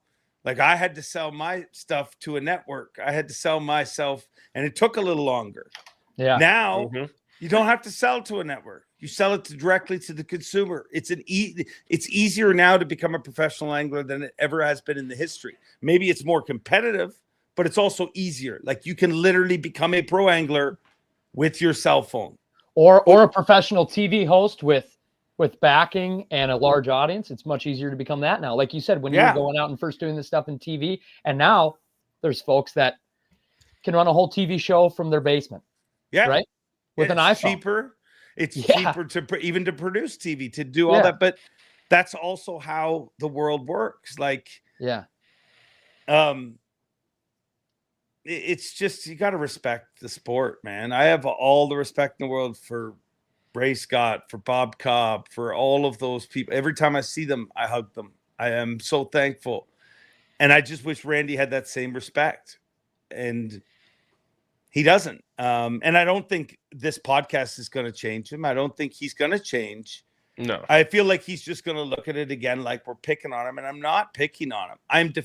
If I'm doing anything, I'm defending those people that haven't been able to defend themselves. Because if they do, then they're played off as the snotty kid who doesn't respect an older person. And dude, I do think as a guy who's 50, there is definitely this generation is more edgy. Just like my generation was more edgy than my parents. It's how it goes. You know what I mean? Like, so I do think that there's some people that are pushing back. But is Randy helping that or hurting that? Like, does Randy make you feel those? You know, I don't know. We could go around for hours, but no, I think that's a very fair thing to say.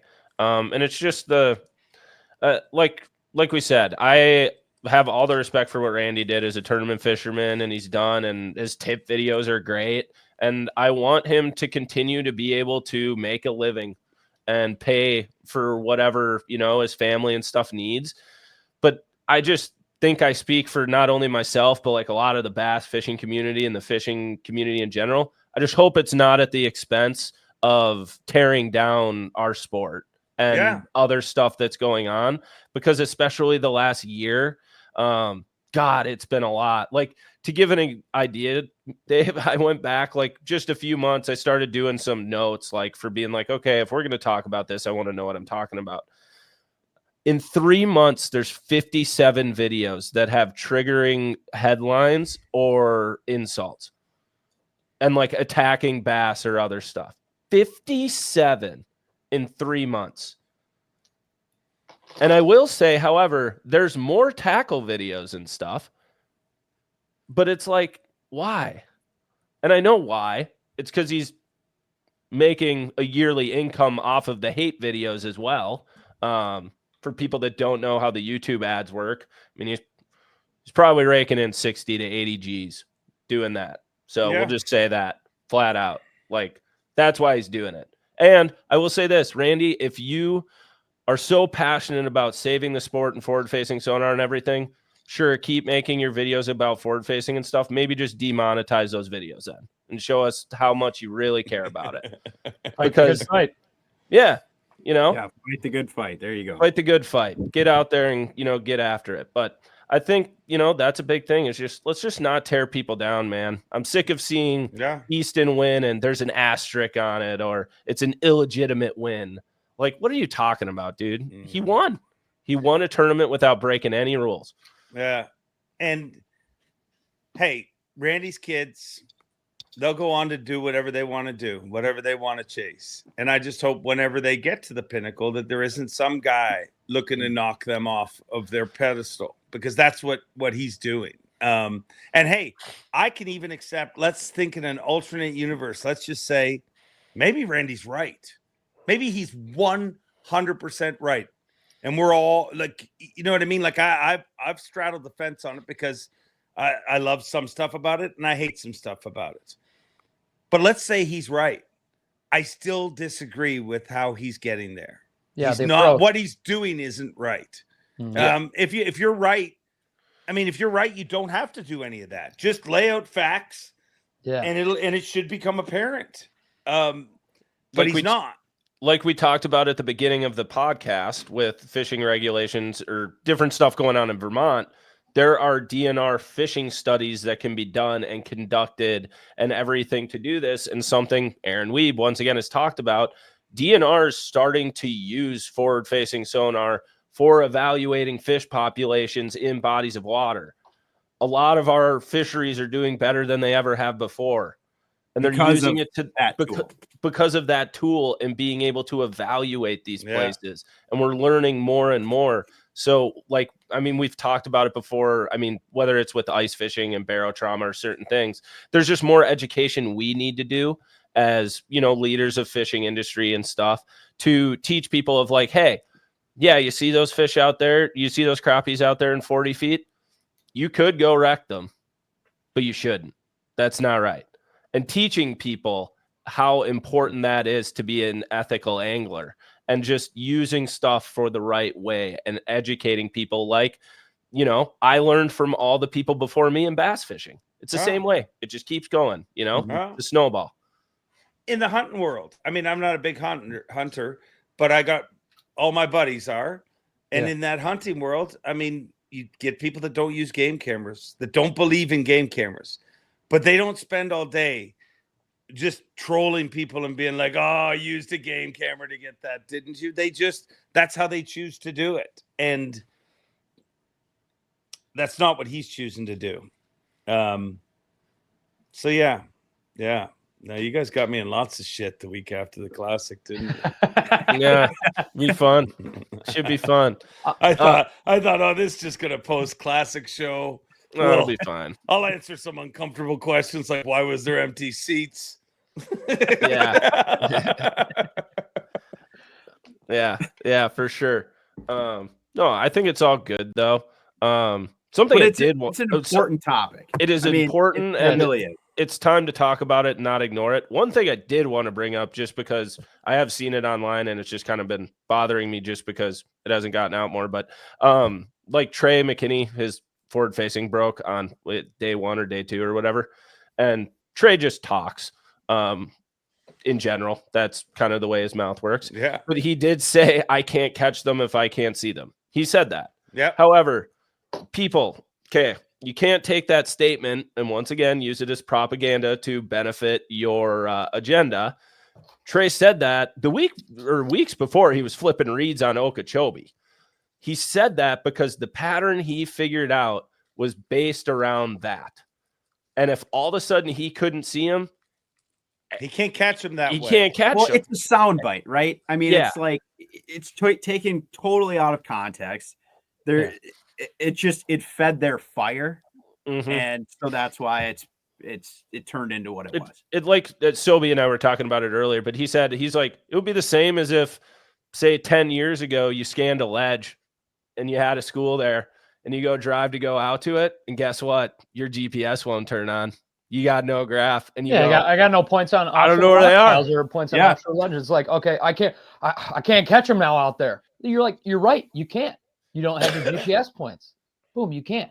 So then you got to go do whatever. It can't. And then it's like, well, if you were a real angler, you'd have just went out, dragged a football jig 1.5 miles until you maybe found one. Yeah, no, I think that's all really good. I'm glad you were okay diving into that too, Dave. I think it's important. It's something that everybody talks about, and I think it's a thing that we don't really let die either. It's just it's not going away anytime soon. It's not going away. No, it's not. And I don't know that this conversation changes anything with Randy, but I think what this conversation hopefully does is make some people feel like I'm okay. You know what I mean? Like there is some people that are feeling like they are getting, like the fact that Easton should even have to think about this is so, like, dude, if you look at in other sports, the people that are winning and the horrible stories that float around about different people, we have like the most pure, incredible champion, 22 years. It's what every sport would love to have. And somehow we're like, yeah, but guess what? There's a darkness within him. He's staring at the screen. He is AI. Oh man. Yeah, wow. Like you said, I don't think it'll go away, or I don't think it'll go away on his end. But I think what the hope in talking about it and what we've all had is telling people like, hey, you're not the only one who thinks this, number one. And there's actually there's a way bigger population of us that think the way we are right now and talking the way we are right now than Randy's following. Yeah. And it's important to now, people are like, forever I was on the board of, let's just ignore it. Just let him, live in his corner. I always think the Simpsons meme, old man yells at clouds. I always think of that kind of about it, but you can't, and then once it infiltrates something though, it's like, okay, now, unfortunately we have to do something, and it's something negative that I don't really want to do, because I think fishing for us and you as well, it's fun. And we like talking about fun. Mm-hmm. Yeah. And we're not picking on Randy's following by any means. I enjoy a lot of different Randy's tech videos. And I think that's cool. Well, and he's built that. Yeah. And if you want him to succeed more in that realm, and I hope he gets way more views and way more likes on his tech and his tip videos, go like his tech and tip videos, like them and comment on those. And then if you post some controversial stuff that you think, at the end of the day, I don't think this is is going to move the needle or be better for our sport, don't like or don't comment on those. You know, go like his other ones, so that I hope he's pushed to making stuff that he probably wants to make more in general, which is just talking about bass and tips and tricks and from his past career. So he's got a good channel, and I just hope he uses it, you know, just more so uses it for good. Yeah. Be the good. Be the good. All right. Well, now that we got that done, I don't know if anyone else. Yeah, pivot. If anyone else has any other questions for Dave, but I do want to know what event for the rest of the year are you probably most excited about? Like, do you get pumped up for different venues, or are they kind of all the same to you? No, new stuff. I mean, there's kind of a welcoming in all of it. Like Pasquotank is next for us. And can you tell us? Okay, first of all, can we have a vocabulary lesson here? How do I pronounce it? Because that has probably been the most asked question about the Elite Series schedule of the year. Just kind of walk us through this. I'm just learning, just so you know. Yeah. Like I'm just that's why I said it, because I'm trying to say it as much as possible. But that was really impressive. Pasquotank. I think that's right. But I get excited about new venues, obviously, because it's just fresh. It's something new to cover. It's, you know, a new city. But I also get excited. Like, I'm excited to go back to Orange. Orange is always a monster crowd. It's always such a weird tournament where it's like we're in Texas, but these fish are so small, which is weird. But but it's always like one of the most thrilling events to cover because it's so different and diverse. And you got people. You know, Lee Livesey was jumping dead cows a couple of years ago. There was just weird stuff that's cool. But I look forward to them all. I don't really have one that, you know, I like the bigger crowd events. The bigger the crowd, the more fun it is on stage, obviously. Sabine River pulls out the most, right? Yeah, it's the record. Them and Waddington have switched back and forth with the record. Fork was pretty strong last year. I mean, Fork was a crazy event. So I look forward to that. And I have so much history with Fork because of the TTBC and how I got started there. So I always kind of feel special. A lot of people I know there. But yeah, no, I look forward to them all pretty much. I mean, there's none that I'm like, oh no, we're going there. You know what I mean? I wish you can say you don't like Wisconsin. Diverse. You can say you don't like Wisconsin. I just don't like how somebody always gets disqualified for something. Like, it's always something. Like somebody's disqualified or just something weird seems to always happen. Like it's wild. That part of the world, there's I don't know. I mean, you go to lacrosse and wild stuff happens, man. It does. It does. Well, lacrosse is one of my favorites, though, as far as an event, a visual event to follow. Like it's badass. There's always great frog fishing, and you know, it's kind of like it's your stereotypical bass fishing. So I always look forward to lacrosse, but you kind of all of them. I'm weird. My memory, like I remember stuff when I get there. Like there's times where I'm like, I've never flown to this airport. Then I get in there and I'm like, oh. Yeah, there's a Chick-fil-A there. I know where this. Like all of a sudden, you know where you're at. But yeah, no, I look forward to them all. They're all kind of their own beast, and I like them. Nice, yeah, that's cool. I have two questions. So, on the off topic of fishing, what fires you up through the moon? Maybe not as much as fishing, but something pretty close. And then, what are your top 3 favorite bobbleheads that are sitting behind you on your right side? What fires me? Let me give you the 3 bobbleheads first. I'm gonna go. And you can spew and sit on that one. I'm gonna go St. Patrick. Bring him closer. Mahomes. Bring him close. Bring him close. I mean, dude, this is a very valuable collection. I don't want to mess with any. Patrick Mahomes. All right, I'm gonna go phenomenal because he got me my job. St. Patricia. I'm gonna go KVD. That's sweet. That is sweet. And then there's one of myself, but that'd be really arrogant. Bring it up close. Bring it up close. Oh, come on. Bring it up close. Come on.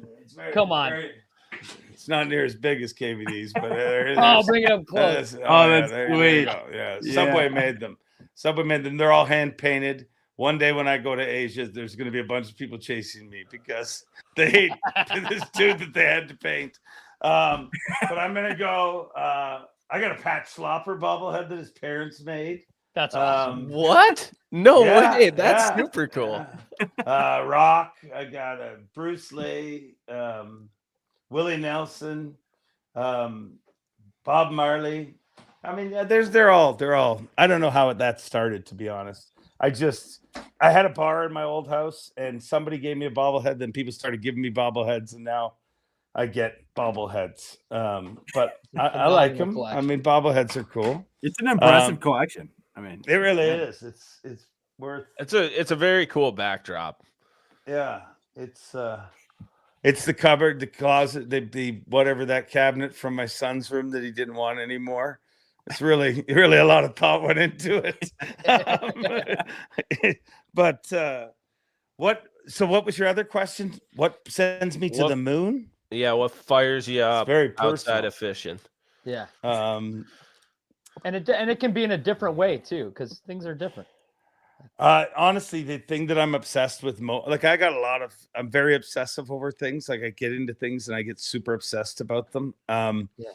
But shooting underwater footage, like swimming with the fish, like I'm so obsessed with that. I swim with sharks a month or so ago, which was a new thing, a whole new level. Like I'm scared shitless of sharks. Like even though I shoot all the stuff I shoot in freshwater, at least once every swim, like when you wear a wetsuit, you know, like the long zipper thing it'll float like my peripherals, and I'll always like and that's in freshwater. So the whole idea of me going swimming with sharks was so bizarre, but I wanted to like confront a fear, and I did it when we were in Florida. In between, I went to Jupiter and swam with some bull sharks, some tiger sharks, and did you have a camera down there as well?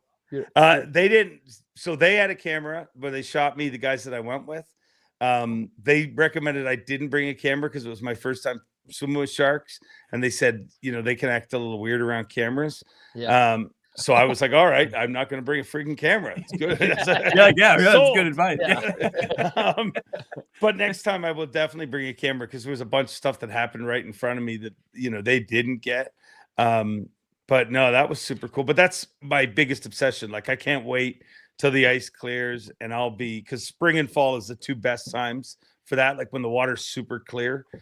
So I'll be doing a ton of that. Even when we come to La Crosse, I'm hoping to find like some really, like there's some super clear water up that part of the world, and I want to go spend a few days and just like I'm probably more excited to do that than I am to actually fish. I love fishing, don't get me wrong, but I just like it's to me, it's what other people explain hunting to be. Like when I'm down there, dude, the world stops. Like it's just so calm and just. So yeah, that's probably my biggest obsession right now outside of fishing. That is so cool. That is cool. Yeah. I'm pretty good friends with Billy Linder. Oh yeah, my buddy. Awesome shit. That's like that is his world, and that has been his world for so many years. And even like, you know, my buddy Hayes is really good buddies with him, so we'll like spend a lot of different time out on the ice, and Billy will come along with. He's like getting old now. He's so hardcore. He's a hardcore ice angler. Like he's a hardcore everything. But when we're out there, his sole purpose is he just wants to get underwaters, and he's so dedicated, committed to it. And he's just, whether that being stationary in different areas or just always making sure he's running hot or just getting different angles, like he's obsessed with the underwaters. But then when it comes together, it's so electric. And I mean, to get a fish that comes through or to get a fish that eats on underwater, it's so cool. And yeah, I can respect it big time. I'm a geek. Like I go away, like I'll like in between events, I'll go away and just go for like these 3 or 4 day shoots where I shoot a lot of stuff on the St. Lawrence River. Obviously it's not that far from me, but I stay in like shithole hotels and I'll just shoot all day, be a weirdo. And then I'll come back at night. I'll pick up a sub or whatever on the way back to the room and like just geek out over footage. All like I'm just all by myself, like just such a weirdo. Cool. But I'm so obsessed with it. Like it to me, there's so much to be learned from it. There's so much. It's just it's hard. Like it's hard to do, and that's what's cool about it to me. So yeah, no, that's something that I'm a weirdo about. I once put Billy Linder in the back of a cop car and sent him home after he won a derby, though. Come on. Tell this story. Come on, hold on. Let me take Billy. Come on. 5 second pee break. I gotta hear this. God, he's got this. Yeah, dude. He does this all the time. It's incredible. It honestly is like insane. a church mouse. if cars are backed up on a highway, you can prolong the show. Just prolong it for 30 seconds. We got a Okay. professional here, dude. Wow. I pissed 3 times and nobody's even knowing. That's the kind of professional I am. See, that's how we know you're a professional. You bring Yeah. the piss bottle. You just have a Gatorade bottle chilling by you, and nobody has any idea. That's why we haven't stood up this whole time. We just haven't taught Sobe the trick yet. Yeah. Me and Fighter had a whole I had him on the podcast recently. We had a whole segment where we talked about piss jugs and I haven't listened to that one yet. I'm excited to listen to it. yeah, he's awesome. I love Fighter. I mean, he tells you what he thinks. Wow, it's amazing how often, but how quick you piss. Like Strong mind, weak bladder. yeah, no way you're washing those hands. Guaranteed, not in that speed. You might want to go see a doctor, Sobe. Just let you know. Got a physical lately. Prostate the size of an avocado. All right. Well, yeah, give us this story, Dave. So it was Rainy Lake, and it was when him and James were like, this is pre-Mopin. Like, this is when Mopin just became a thing. Like, dude, this is, which is so odd, like when you see what Gussie did in the Classic a few years ago, and I was there when it all was starting, like on Rainy Lake, in Kenora when we were on Lake of the Woods. So they won, and they won, like Billy and James won several years in a row, like that. But that was literally like what they were doing. They were moping before anybody was doing this, and we went out partying one night, and it just became that time of night that sometimes the partying was a lot. And some people's party needs to end. And the cool thing about that part of the world is they're so into fishing in the tournament fishing world that like we're just a mob of drunken anglers on a Sunday night after a weigh. And I think they ended on a Saturday night. Maybe it was Saturday night, but we're all over the place. And this cop car pulls up, and he needed to go home. And we were like, "Can you give our guy a ride home?" And they opened the back door, and we put him in, and he went home. Awesome. That's awesome. Did you and Jimmy continue on then? I don't know. I cannot confirm nor deny anything else that happened that night. I probably already talked too much, but Gussie, we had Gussie on a while ago, and he was telling us about some of the Canadian tournaments, and just they're so legendary up there, up in that Kenora and over to Fort Francis. He was telling us about how they like broke beer consumption records for companies and stuff. And I was like, that's just impressive. That would be something that Corey Johnston would want to be a part of that, I feel like, wouldn't he? Yeah. Well, that event that he's talking about was the #2 beer consumption to the Calgary Stampede, which is, dude, the Calgary Stampede is gigantic, but it was #2 to that. Whoa.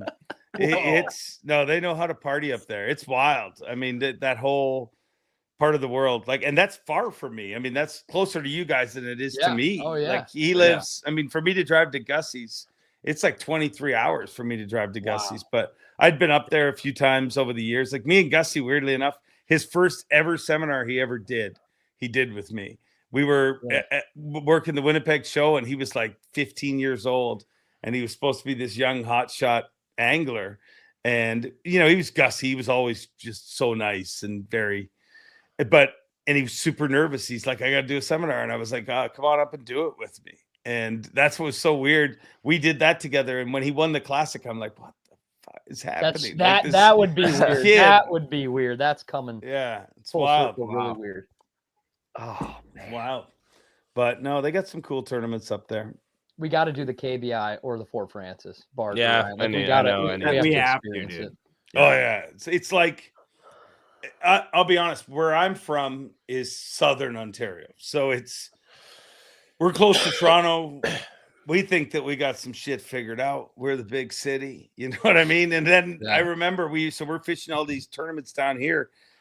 And we think, we're going to go up there and fish this little tournament. And then you go up and they have like a tent with 5,000 people in it. You're like, I was so wrong. But the Kenora and International Falls and all those communities that host all these places, Dude, it's the whole community. Like the Kenora, the major fundraiser for the year is KBI. Like everybody is part of it, and that's why it's so successful. Yeah, it's one I want to go. I really need to go do. There's not as many of the Minnesota crowd that goes and does it anymore. I'm sure, like back when you were doing it with the Lindners, and I'm sure Bonema and Capras and stuff like that were up there. Bring it back. Yeah, I want to get all them guys going back up there, and then maybe try to convince like Coop to come over and stuff. Like try to get that reignited of like the Squad up. that northeast side and everything. Get everybody back over there and get it rolling again. Yeah, because I just hear all those legendary stories from back in the day. I'm like, man, I want to do that. Yeah, no, they all. I mean, the Hibdens used to come up and fish it. There was a lot of like big name anglers that had come up to fish them, and all of the who's who of the northern world. I mean, the Linders were always there, like every single one of them. The first time I ever met Ron Linder was I got busted because I was like doing the straps on a boat, and he was staying in the same hotel, and I was just being a jackass, and I'm like, they're stick like cordwood, doing like my impersonation of it. And then I hear from the other side of the boat, what'd you say? I'm like, yeah. That's so electric. Yeah, no, Oh my God. Some really cool tournaments. Wow. Dude. Yeah, I'm sure the amount of stories you have it's awesome. Like, well, that's why you have a podcast, I'm sure, right? Well, I mean, you've just had like a lifetime of like being in all of this stuff, and it's pretty sweet to hear you kind of talk some of those stories out. But yeah, there's a lot more fishing to be done, and I'm stoked to kind of see where it all goes too, you know. Do you think you'd ever like to run it back and do some of those tournaments? Just maybe after you retire years down the road, you jump and do some of those big regional ones again, team tournaments or something like that? Yeah, no? I think I have no interest right now, like zero interest. Yeah. Like it's funny because people are like, "Oh, you must be jacked," and I'm like, "No, I just want to go fishing. Like I don't want to go." But I feel like if I stepped away from bass, and I feel like I would want to do that again. And I think it would be different because I feel like you almost need a bit of a healthy disrespect to be really good in tournaments. Like I feel like when I look at, I mean, and I did okay, but in my shortcoming was I wanted it so bad. And I see that in other Elite Series guys that are just like, I want this so bad. And it's almost like you almost have to not want it. As weird as that sounds, like you have to have a kind of like, well, I don't care if it's going to happen. It happens. And I feel like because of the world that I've lived, I can't help but be less, you know what I mean? Like, I just feel like, and it means less to you as, you know what I mean? As you get older, like now it's more for fun. Like I remember back when I fished tournaments as I was younger, I thought I'm going to win this. So my life's going to change. Like I remember the first big tournament I won, or what I thought was big. And before I had won that tournament, I always thought, if I win a tournament, helicopters are going to show up in magazines and it's just going to be like, where do we sign?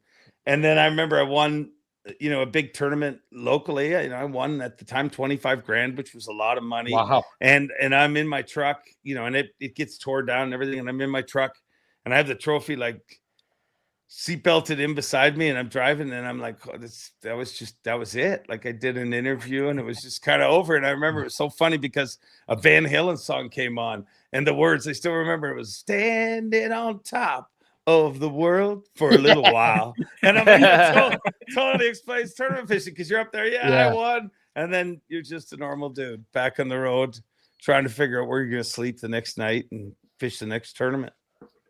Wow. Yeah, I love it. Well, I mean, Sobe Pink, do you guys have any more questions, or have we stole enough of his time? It's been long, so long. I know. Yeah. I mean, we could go for hours, dude. So my wife, I don't think he could. My wife texted me 60 minutes ago, said, let me know when to start popping the popcorn, because we're going to have a big night, but probably not as big a night anymore because of you, Jack Legs. All right, well, you can. Oh my God. There's that side eye again. There's that side eye.